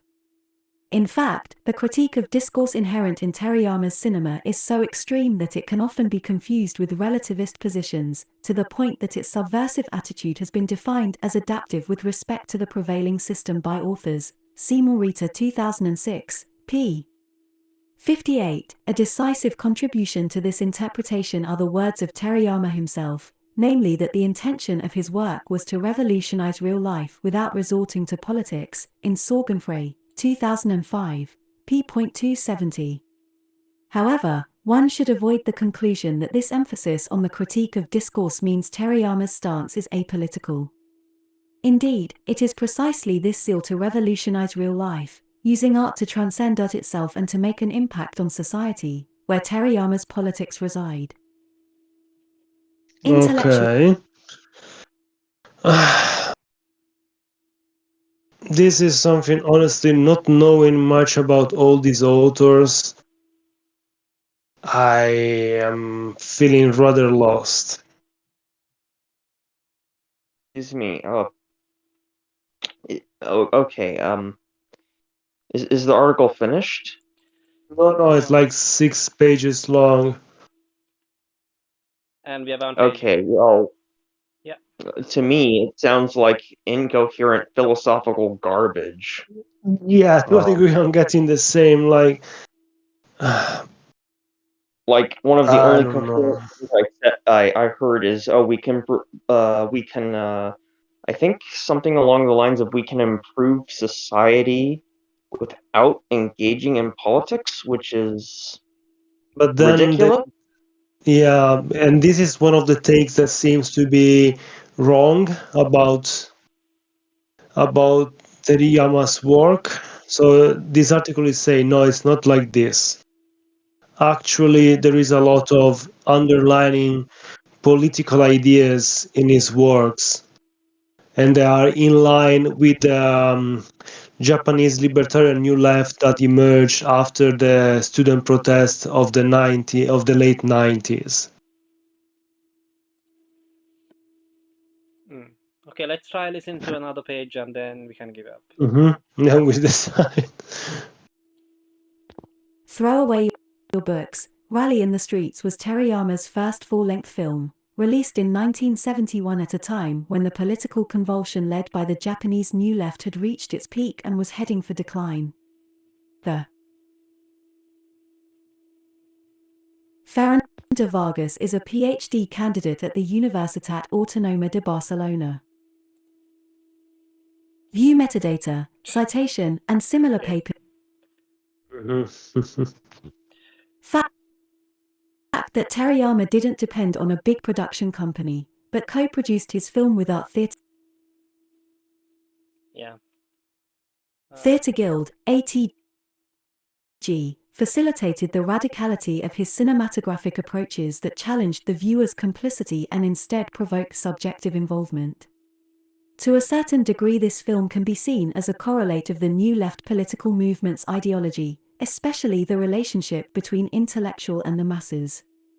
This is reflected both in the explicit treatment of the masses in several scenes and in the implicit relationship between the director and the viewer, as well as in the self-abolishing standpoint of cinema and of discourse in general.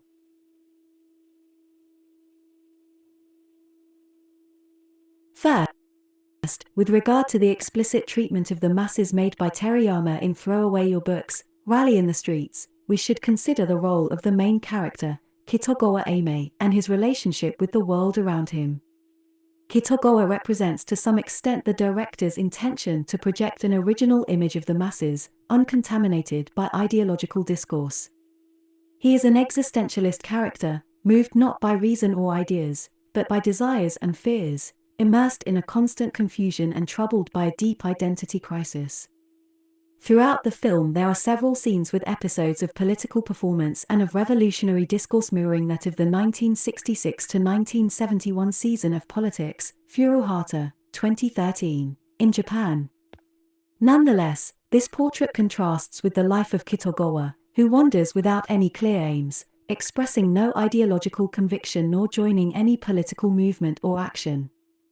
Terayama doesn't project an ideal image of how the main character should be, but of his alienation, which is the driving force of his action. Just as the most libertarian Japanese New Left sectors emphasized alienation as a potentiality of political action over the ideologies inculcated by intellectuals or vanguards, Terayama tries to transmit the same autonomy, juritsu, of the masses in his film through Kitogawa. With this aim, the film shows the stark alienated behavior of Kitogawa as potentially subversive. Indeed, this potential becomes subversive action almost at the end of the film, and in a manner which is poorly channeled, individualist and apolitical. On a holiday, Kitogawa walks through a crowded street rebuking and shoving pedestrians. The events in Kitogawa's life are the main thread of the film, providing some unity among the general fragmentation and also transmitting a conception of the masses which is similar to that of most libertarian sectors of the Japanese New Left.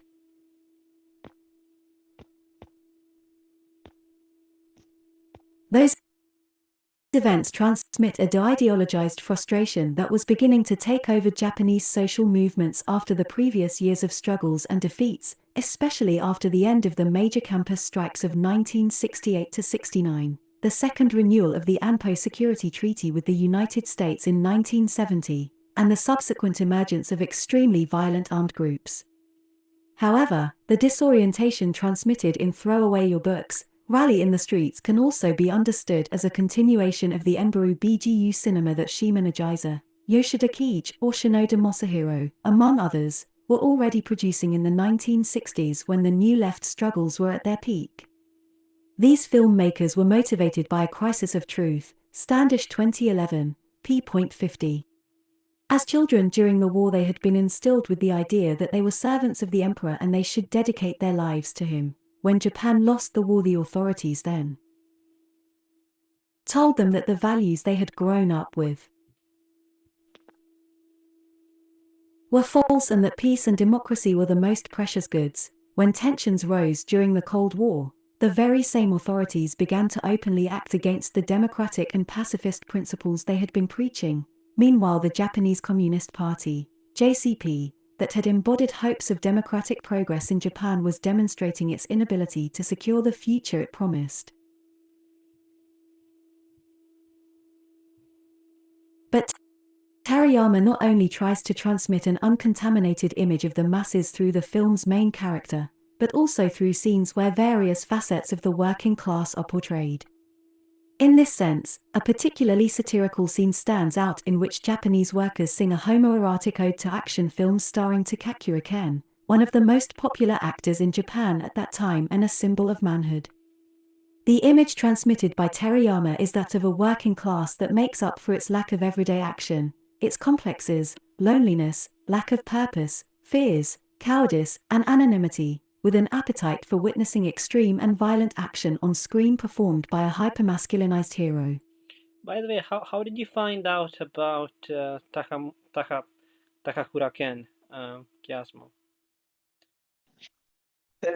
Just because of that song. So this movie introduced me to him. I see, I see. Because I That had no idea about that until I yeah, saw me it. neither before this movie. I just did a quick like search and yeah, so what he's saying here pretty much is that famous actor, symbol of manhood, and that's it. I know nothing else about the guy. I never saw one of his movies. I don't know. This piece it's interesting, but I think there are too many things that I'm either unaware of or that I cannot say if it's actually true or if it's just an attempt to link things by the author. I really don't know. To me, a lot Hero. of this sounds like things that I would have to look into before making a real evaluation of this piece. However, I do believe there are some good points, like how the character seems to be dispossessed even of long-term goals. But I do also think he's trying to change things. Yeah, I think Maybe in a merely material way. That's the thing. That's maybe what the author is trying to say. It's not enough to just try to redeem your father's name by giving him a job again. There needs to be also some involvement with the broader societal strives and challenges of the times. That one I can see it as something that the movie is talking about in one way or another. I don't not knowing much about this is the first time that I hear about the libertarian sectors of the Japanese New Left. right. And Yeah, I know yeah, close to nothing about the Japanese Communist Party aside from the famous event that was the end of it when the head of the Communist Party was killed on a stage in front of cameras by that student. yeah. I think this guy is going to talk more about the movie next. So maybe that might be. Okay, let's just give a listen to the next page maybe. Hero. A parallel needs to be pointed out here between this satire of the working class and what Eek analyses in his The Pervert's Guide to Ideology, 2012, on the early films by the Czech director Miloš Forman in the 1960s. Eek believes that Forman's mockery of common people, more than a sign of intellectual arrogance, was defiance of the ideological pressure from the Soviet Union on Czechoslovakia, as Soviet power was held as a mystified image of popular classes that paradoxically was used to oppress them. In the same way, we can see that Terayama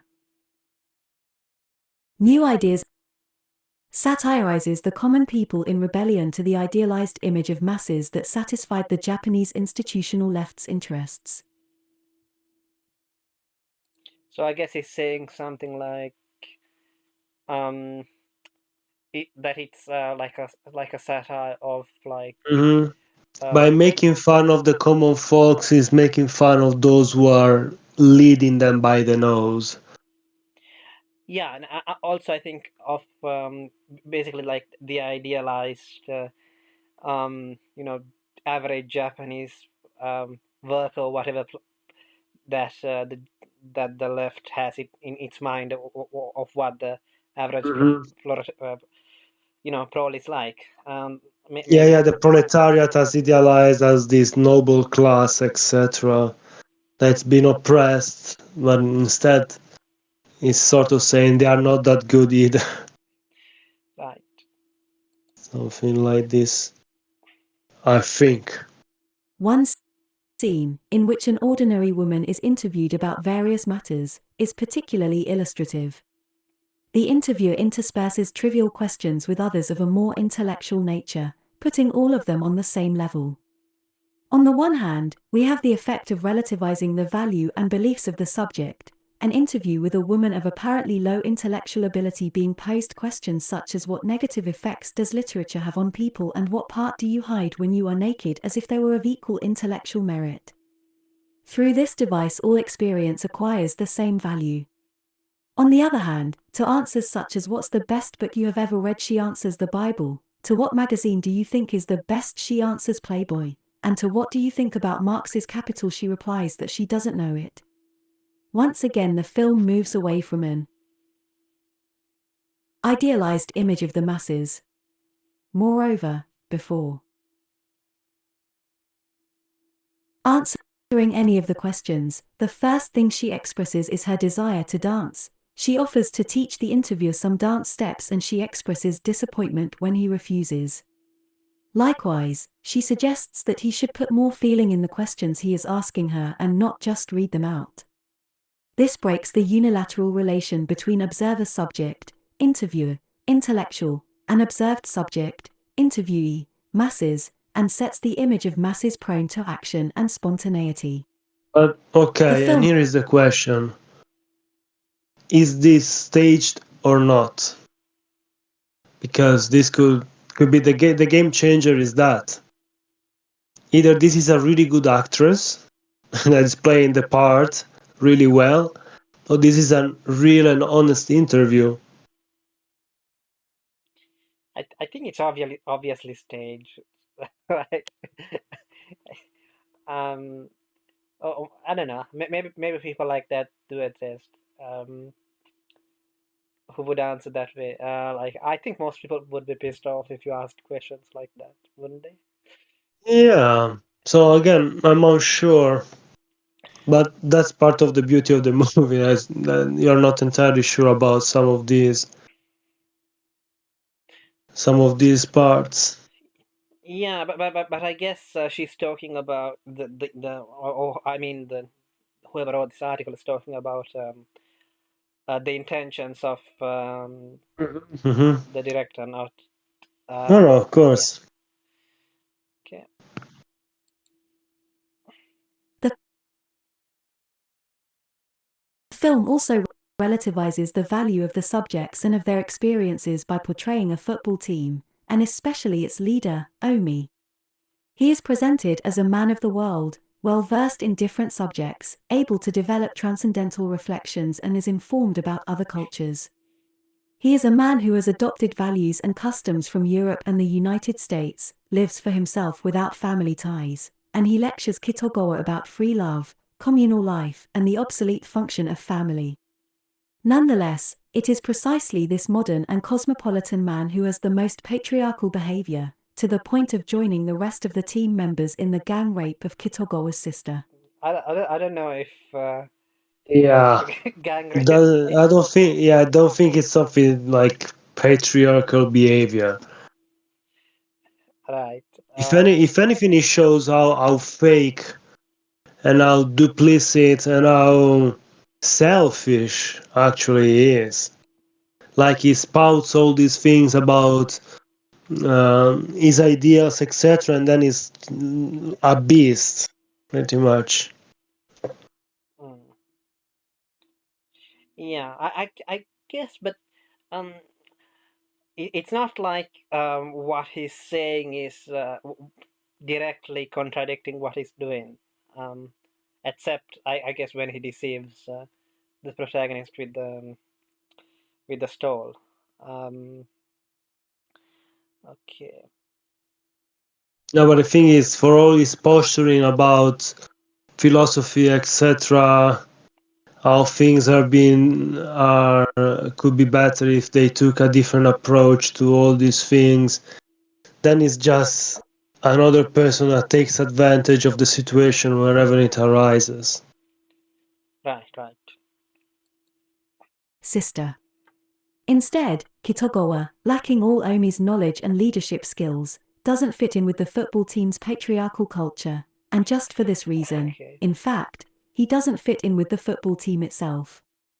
Terayama shows that intellectuality, modernity, and westernization are elements without a positive value in themselves, and that they can even mask different kinds of oppression. There is a highly symbolic scene that condenses all these approaches. Kitogawa invites his sister to a Western restaurant to comfort her for the gang rape she has suffered. She has never been to a Western restaurant before and she is unsure about whether she will be able to eat with cutlery. He, on the other hand, has been to that restaurant a few times on the invitation of Omi. Shortly after Kitogawa and his sister sit down at the table, Omi shows up by chance and decides to sit with them. Omi seems to be completely at home with the Western customs and style of the restaurant, and he advises Kitogawa so that he can feel more comfortable in that atmosphere. Without being disturbed at all by the fact of sharing table with the girl he recently raped, Omi buries himself in a speech about how in Europe young men and women share everything freely in communes. Meanwhile, at another table a man with an erudite appearance reads to a woman a book about the deep, liberating influence that books can exercise on people. The woman seems uninterested in what he is reading, to the point that she is not able to stay awake. Between the dinner guests of both tables there is a relationship characterized by the maladjustment between intellectuals and masses, crossed with elements criticized by the Japanese New Left, the ideas claimed by a vanguard regardless of the action and concrete reality, progress as a simplified concept, and the uncritical westernization and universalism. That seems really a really good point. Like there is this divide between these two groups, and I think it was felt in that scene indeed, with this just also the juxtaposition of the sort of funny scene with the intellectual reading the book and the old lady falling asleep, and on the other hand the kind of menacing scene of the guy who just raped this girl and now he's like talking about all these things like nothing has happened. It's like he seems to not even realizing what he has done, and he's just stuck in his own world of ideals and ideas. Right. So this part here, aside from the common trope of more patriarchy and more oppression, I see that this is on point.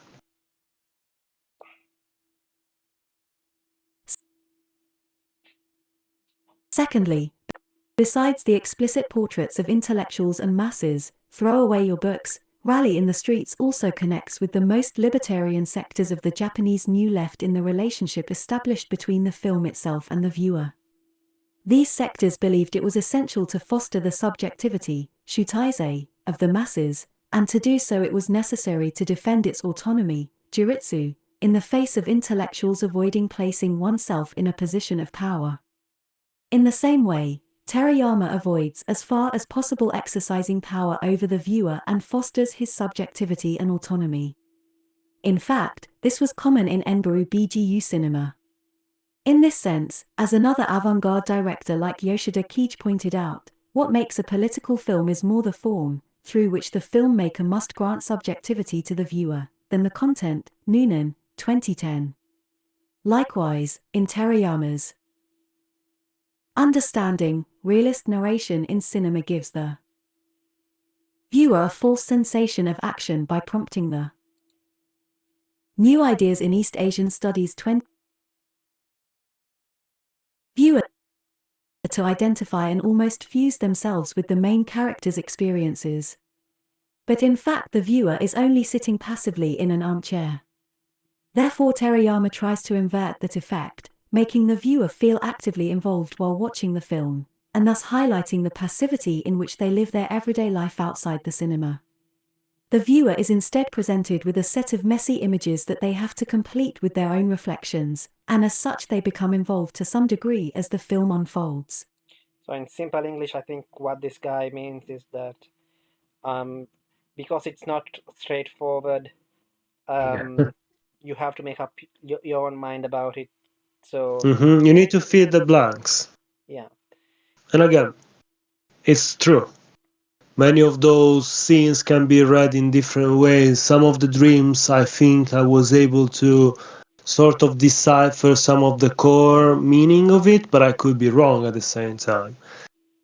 This is something that's true, but I don't know how true, to which degree, let's say, it's true.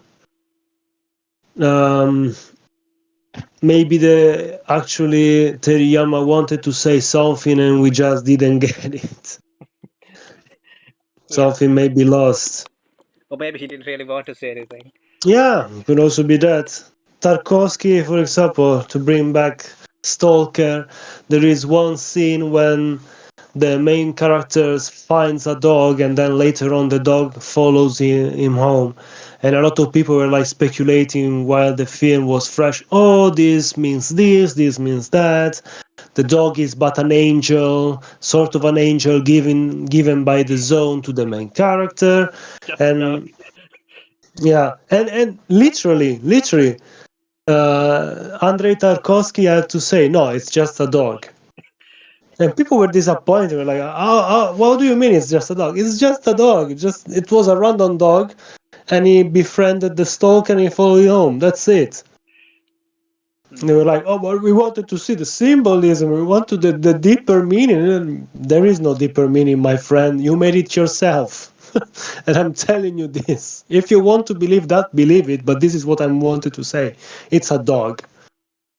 So maybe it's the same even for some of these scenes. Maybe I'm not saying it's like this, but maybe some of them meant something and others just were for just to show some interesting, and that's a meaning in itself, showing some interesting and strange images. Unfolds. Besides the narrative disorder, the film also fosters the viewer's subjectivity by setting a distance between them and the film itself through the explication of the enunciation points typical of Enbaru BGU, Standish, 2011, pp 31-32. With the explication of the enunciation points, the director attacks the comfortable position of the viewers as mere observers, constantly reminding them he is not presenting an objective portrait of reality but a subjective film construction. This distance between the work as a creation and the viewer is a film translation of the masse's autonomy in its relationship with the intellectual.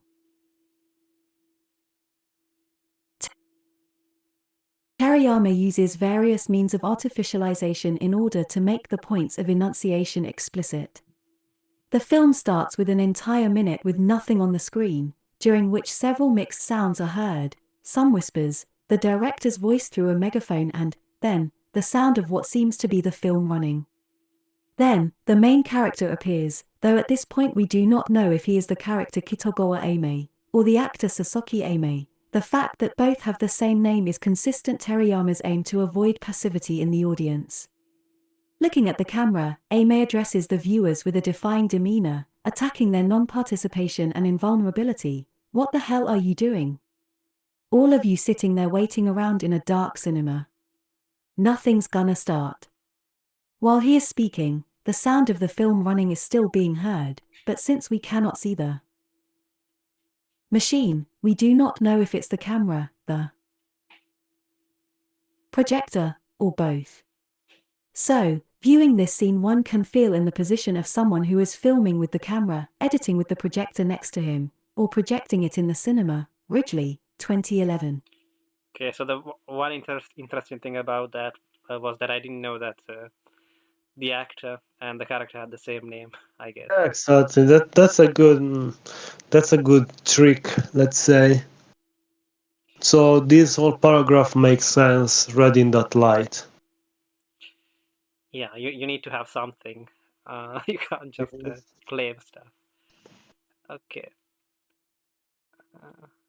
2011.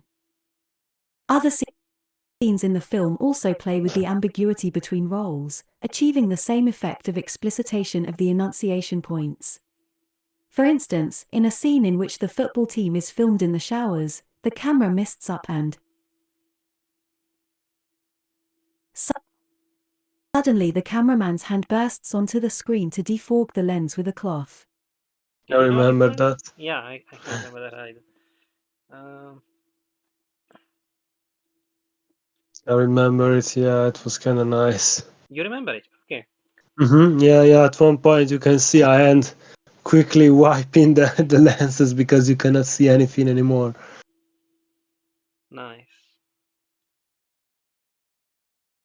Cloth. Or another, when two young hippies are seen smoking marijuana on the street, and the man who is shooting leaves the camera on the ground and goes to sit with them and take a few drags.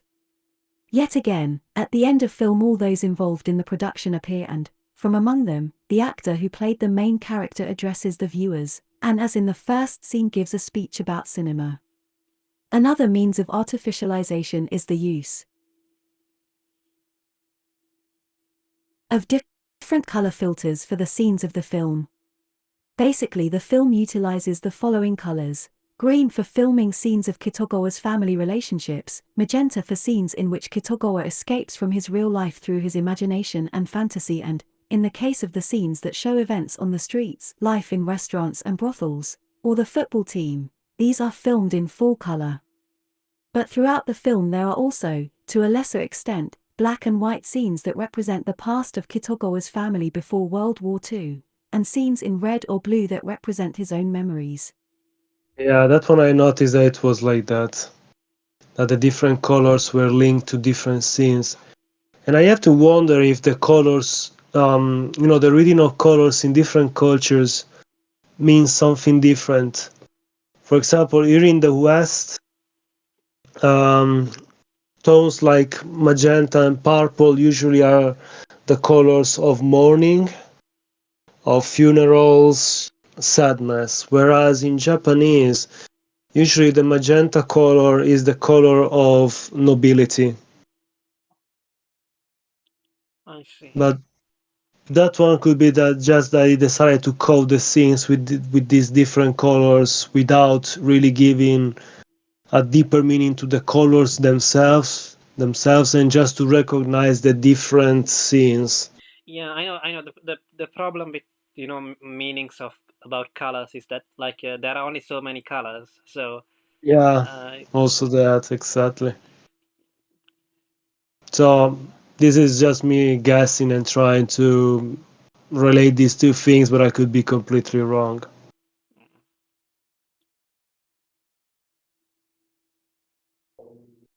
Another feature worth noting is theatricalization, use of masks, performances on the street, surrealistic settings, theatrical clothing and makeup, overacting, aesthetics full of symbolism, musical scenes, and insertion of photographs and texts on the screen. Terayama alternates several video clips throughout the film, some of which display a combination of all of these devices. A good example is the next to last video clip. It starts with a quote on the screen: "Even if I knew that the end of the world were to come tomorrow, I would plant an apple tree." Then, several surrealistic scenes appear in which elements of modern life and what seems a primitive life are juxtaposed, all this with theatrical aesthetics overlapped on real locations. A woman with her face painted white sitting on fabric, another almost naked and with her children, a man with his face painted white too and with very long hair, all of them sharing the rooftop of a city. That's the Building with scene I was talking about, and then it's when that song I was talking about plays. what's the song called again? August 1970. Yeah, because it was a good song. I might listen to it later. Mm-hmm. with hens wrapped in a reddish smoke. Likewise, there is an alternation of filmed images of cityscapes composed of concrete buildings and photographs of gravestones from a cemetery. Meanwhile, in the song playing in the background we can hear, August 1970. I gave birth to a child. Nobody gave me permission. August 1970. I called him Jenla. Nobody gave me permission. August 1970, another woman got pregnant. Nobody gave her permission. The formal combination in the video clip of the aforementioned elements of theater, music, alternation of photographs and text inserts contribute to creating a distance between the film and viewer in order to keep the viewer's autonomy. In contrast, the video clip content symbolically criticizes the notion of linear progress and power. In some ways, it transmits the idea that, no matter how far history goes forward and lifestyles evolve, human beings are essentially the same. They are intrinsically connected with the natural development, birth, procreation, death, and the everyday life of family ties. And the lyrics of the song, which highlight the fact that no permission is requested to be born, reproduce, and give identity to the child through a name, seem to express the fact that it's in this interconnected field of nature and everyday life where it is most difficult for power to be imposed. However, we must not forget that Terayama was a lover of urban life at odds with nostalgic standpoints of reality and the search for an original past. I'm not sure whether the last Yeah, paragraph very much.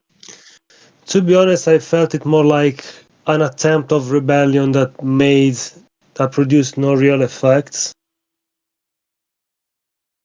The whole without permission, but it didn't change didn't make a dent in society at large.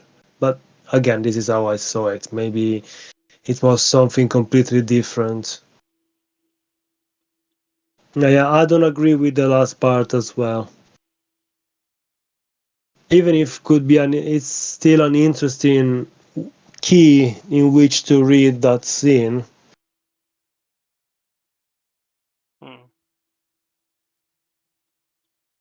Past. Finally, the self-abolishing nature of Terayama's cinema should be mentioned.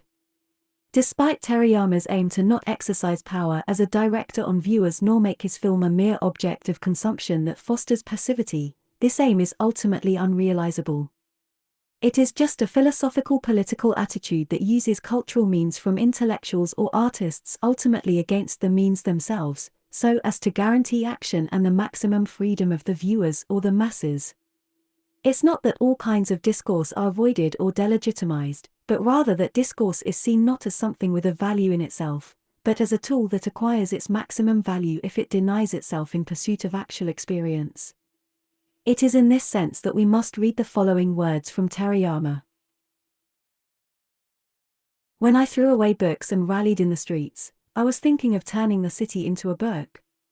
By abandoning printed books in my study and walking into the streets of this city, books paradoxically begin to have greater and wider meaning in my thought. Terayama, in Morita, 2006, p.54.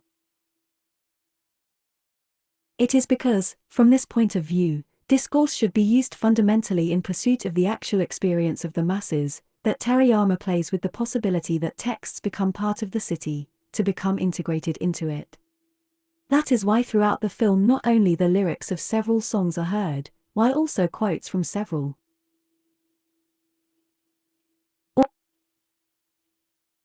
authors such as Majakovsky, Hughes, Marlowe, and Terayama himself are shown in public places like pavements, toilets, or the sand of a football field. At one point in the film, a girl on a ladder writes the following words on a wall with white chalk: "The city is an open book." Right in its infinite margins. The action in the streets, and not the mere denial of discourse, is for Terayama what makes sense of art. This allows us to understand how the Terayama who was so critical of political movements, could at the same time through his cinema call to the students mobilized during the 1970s not to isolate themselves inside the occupied campuses but to spread their insurrection. Ridgely 2011. The film's title is a declaration. So pretty much the title of the movie, it's more a reflection on the broader themes, it seems to be saying this author.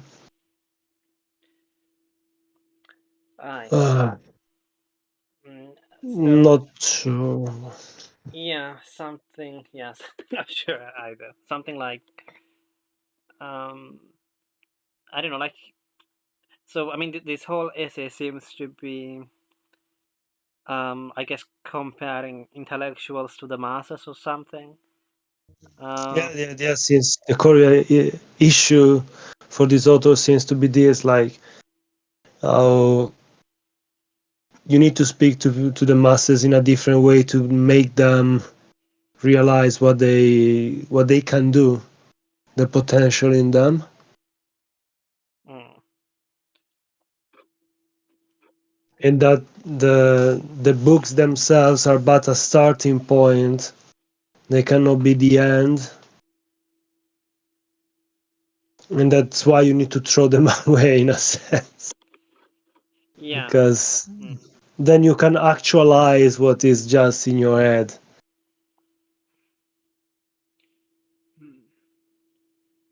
Declaration of Intentions. Along these lines.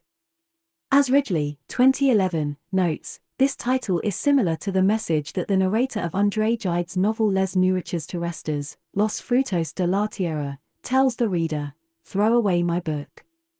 It's a message that assumes the paradox of being launched as a precept from the authority of the author, the novelist or the director, through his means, the novel or the film, but precisely to suppress the preceptive value and the author's authority and means, fostering the receptor's autonomy.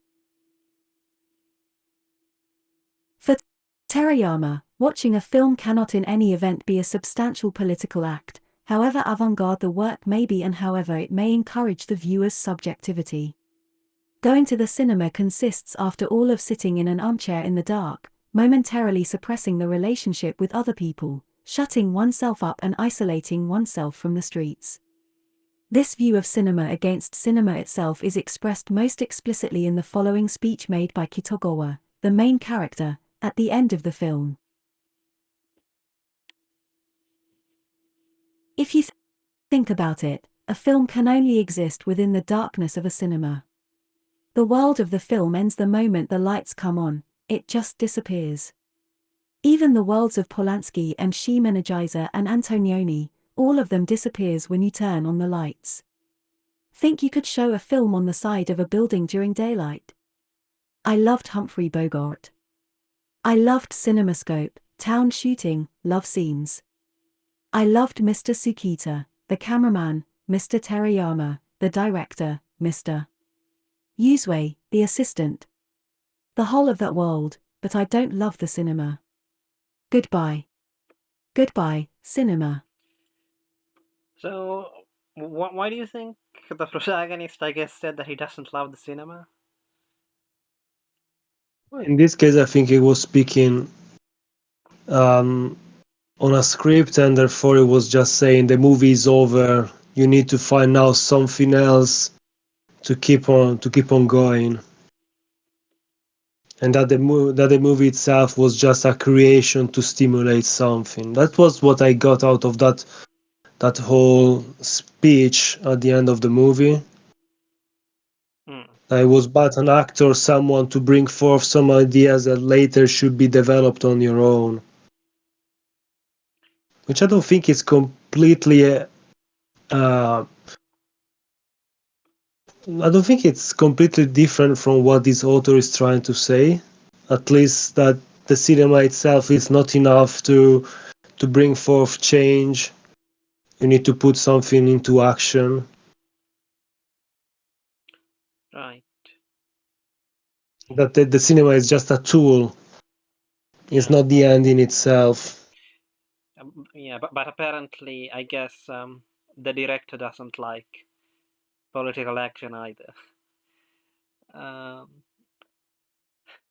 I'm not sure. Yeah. okay. Cinema. During the film, an element appears that, among other possible interpretations, can symbolize the new idea, self-abolishing function of cinema as conceived by Terayama. This element is a rudimentary airplane powered without success by Kitagawa's body, who has to hold it with his arms and to run forward to make it take off. The human-powered airplane appears in the scenes filmed with a magenta monochrome filter, namely, those in which the main character tries to escape from reality. Likewise, the title letters of the film that appear at the beginning are also magenta, on a green monochrome background, the color of the scenes of Kitagawa's family life.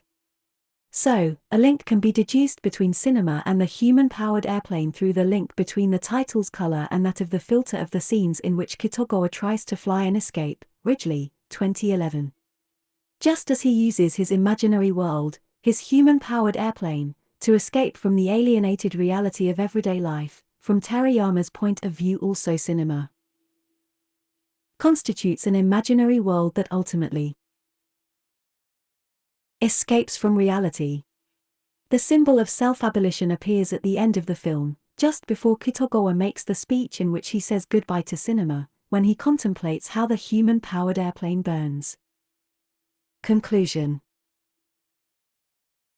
Despite its confusing content and absence of clear messages, as well as its implicit criticism of discourse and ideology, if one takes into account the historical context in which Throw Away Your Books, Rally in the Streets was made and its coexistence with relatively similar approaches emanating from the most libertarian currents of the Japanese New Left movement, it can be concluded that it is a political film and not merely artistic or experimental.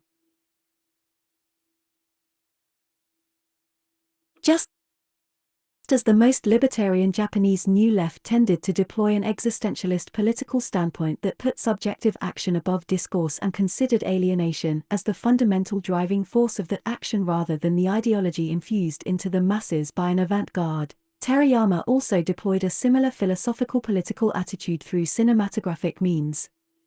Instead of offering the viewer an ideal image of how the political subject should be, Terayama shows through his characters the alienation that, from the point of view of this existentialist paradigm, moves the masses. He shows their desires, their fears, their disorientation and their frustrations, their experience regardless of convictions, well-defined values and rational plans. At the same time, Terayama renounces as far as possible the position of the intellectual vanguard by pointing out throughout the film, via artificializing devices, that what the spectator is watching is not an objective and closed truth but a subjective construction open to his reflection and imagination as an active subject. Taking into account that from the point of view of this paradigm the discourse emanating from a vanguard is something that intrinsically and ultimately distances the masses from subjective action, the contradiction implied by the fact that Terayama seeks to foster the subjective action of the viewer precisely through a discursive means such as cinema, is confronted through the filmic means itself. It can be said that Terayama, as a director, makes cinema against cinema. Okay. Yeah, this was a mistake. But so, what? How would you rate this film? I don't know. There are some interesting takes, and I agree with many of the points. But I don't know. This last part seemed the most confusing one. Right. The part where he's analyzing the colors and the color scheme of the title screen, etc., seem good, seem on point. And I do believe that could be a good way to look at the intro and outro of the movie. So that one, I sort of agree with what he said before the conclusion. The last part, I don't know. I'm honestly not entirely sure. Yeah, I mean, I guess as far as I could make a meaning out of it, it's more like the masses should somehow be able to make up their own mind. Yeah, exactly. That's the same idea. Like, I give you the outlines of a story, but I want you to fill in the blanks and find the meaning behind it, and it needs to be your own meaning. However, I don't think that's something that is unique to just this sort of experimental kind of movie. It's something that even honestly, any kind of story that makes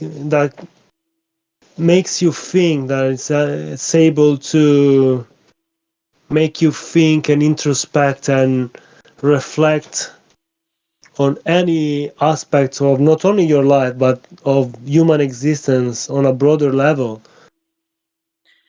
does the same. Maybe the tools are a bit different. Maybe there is a bit more passive compared to what this author is trying to say, and saying that pretty much this movie involves you way more directly. But all good art causes discourse. I think it's so. Given that he's comparing, I guess, the artist director to the intellectual, it's sort of saying that if that is a straightforward vision, then provided by the director or whatever, then and if it's a good movie, I guess, uh, then there's a tendency of people to just accept just accept the director's vision And that's as it, truth, yeah. um, even though it's just um, it's just the artist's subjective or something. I don't know, subjective reflections or whatever. I know, but the thing is, if the reflection are upon a truth that it's undeniable, that's it. The, the what is true is not up to debate, isn't it? So that's why certain stories are true and other stories uh, are garbage on that point in that regard. I don't remember who said it, but there was like a quote saying, "A teenager's defining books usually are either The Lord of the Ring or um, Atlas Shrugged.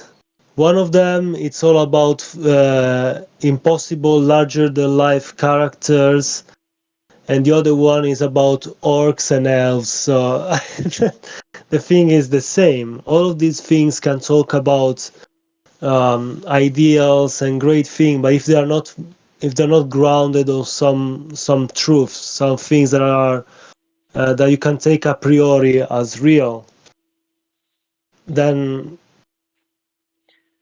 it's going to be artificial. Yeah. I guess what the author here is saying that like is that not everything is like that.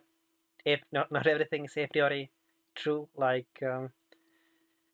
So like in that space, I would say at least that um, I guess the author is saying that something like this, where it is not clear what you're supposed to make of it, you are more likely to make up your own mind about it rather than Yes, just yes, accept yes. whatever you're given. Um, And of course there is a space for these kind of works. What I'm saying is like if all works were like so speculative and open to being read in 1,000 different ways, then there would be no certainty in this world, in a sense, because yeah, to a degree art has to reflect the heroic and the heroic values of a nation, of a people, of an identity. Otherwise it's meaningless after a while. so yeah, I mean, Hideaki, like because he was criticized a lot because the ending didn't make any sense or whatever. He basically hit back by saying that people nowadays have become lazy and always expect an Everything to answer. be spelled out. Yeah, always expect an answer to be provided to them on a silver platter, um, rather than actually doing any thinking and coming to their own conclusions about Mm. everything. Um, so I guess that's sort of the attitude here. Like, Well, um, yeah, and to a degree it's true. Sometimes if you say too much and reveal everything, you ruin the story. A little bit of vagueness in certain areas, it's fine. That's why not every story needs a giant lore dump or something like this to understand. Sometimes you need to allow some breathing room for the reader to create a little bit of the background himself or herself. right, and as and yeah. It's about the right balance, let's put it this way, when it comes to the explicit and the implicit meaning or themes or stories within the story itself, within the narrative itself. Right. What I didn't get is like how the author here like kind of goes back on it and says, but oh well, like it doesn't really matter because like at the end of the day, like you're still no matter how like quote unquote active and more I guess more participatory. I think Digibro called it quote unquote invitational art or something. Um, so even if it's that, at the end of the day, you're still just sitting on an armchair watching a movie. So like yeah, so I don't get why like what the point that again like what has that got to do with the other point that he's trying to make about I guess subjectivity. Um, Sure, either. yeah, Maybe it's like a sort of provocation, like, now, Shu, go out and do something meaningful. right. Yeah. Like the movie is ushering us back to reality and to try to find the answers and give them Yeah, so into something concrete. yeah, Maybe that's what he's trying to like say. the movie's not going to give you the answer. Yeah, like, now go throw away your books, rally in the streets, and find the answers. Yeah, so I guess the title was not about the movie itself, but about what the audience should It do was after yeah, watching the movie. Um, that was the final result that the author wanted to achieve, to finally push us out and start to do something. right. And also with the with the whole you should make up your own mind about it thing. So like so another thing about the movie, obviously, it's the ambiguity. So it's not like um somebody like Omi is not going to come into your life and like tell you I don't know how to set everything right or something. Yeah. All right. So how would you rate the movie? Um. Again, it's one of those. I'll have to split it in half. The movie and the message itself, I would say it's an 8. But there are all these odious things that, if I were to consider them by themselves, would be dragging the movie down to a 5. However, like I said, I reluctantly admire it, and I hate to hate this movie. Therefore, I'd say it's a 7 with a big warning. It's not an easy movie to go through and to digest. It's like a very complicated experimental food. You'll need time to chew on it and even longer to digest it. Yeah. To be honest, like I barely understood what the fuck was going on until you explained. So thank you for that. Um, right. Um, so I would say that I would have given it a 5 or a 6. No, really a 5. But now I would say it's up to a 7. But again, it still did feel pretty long to me anyway. Like it's the editing maybe. Like I didn't feel like a lot of things actually happened. I mean, obviously they did.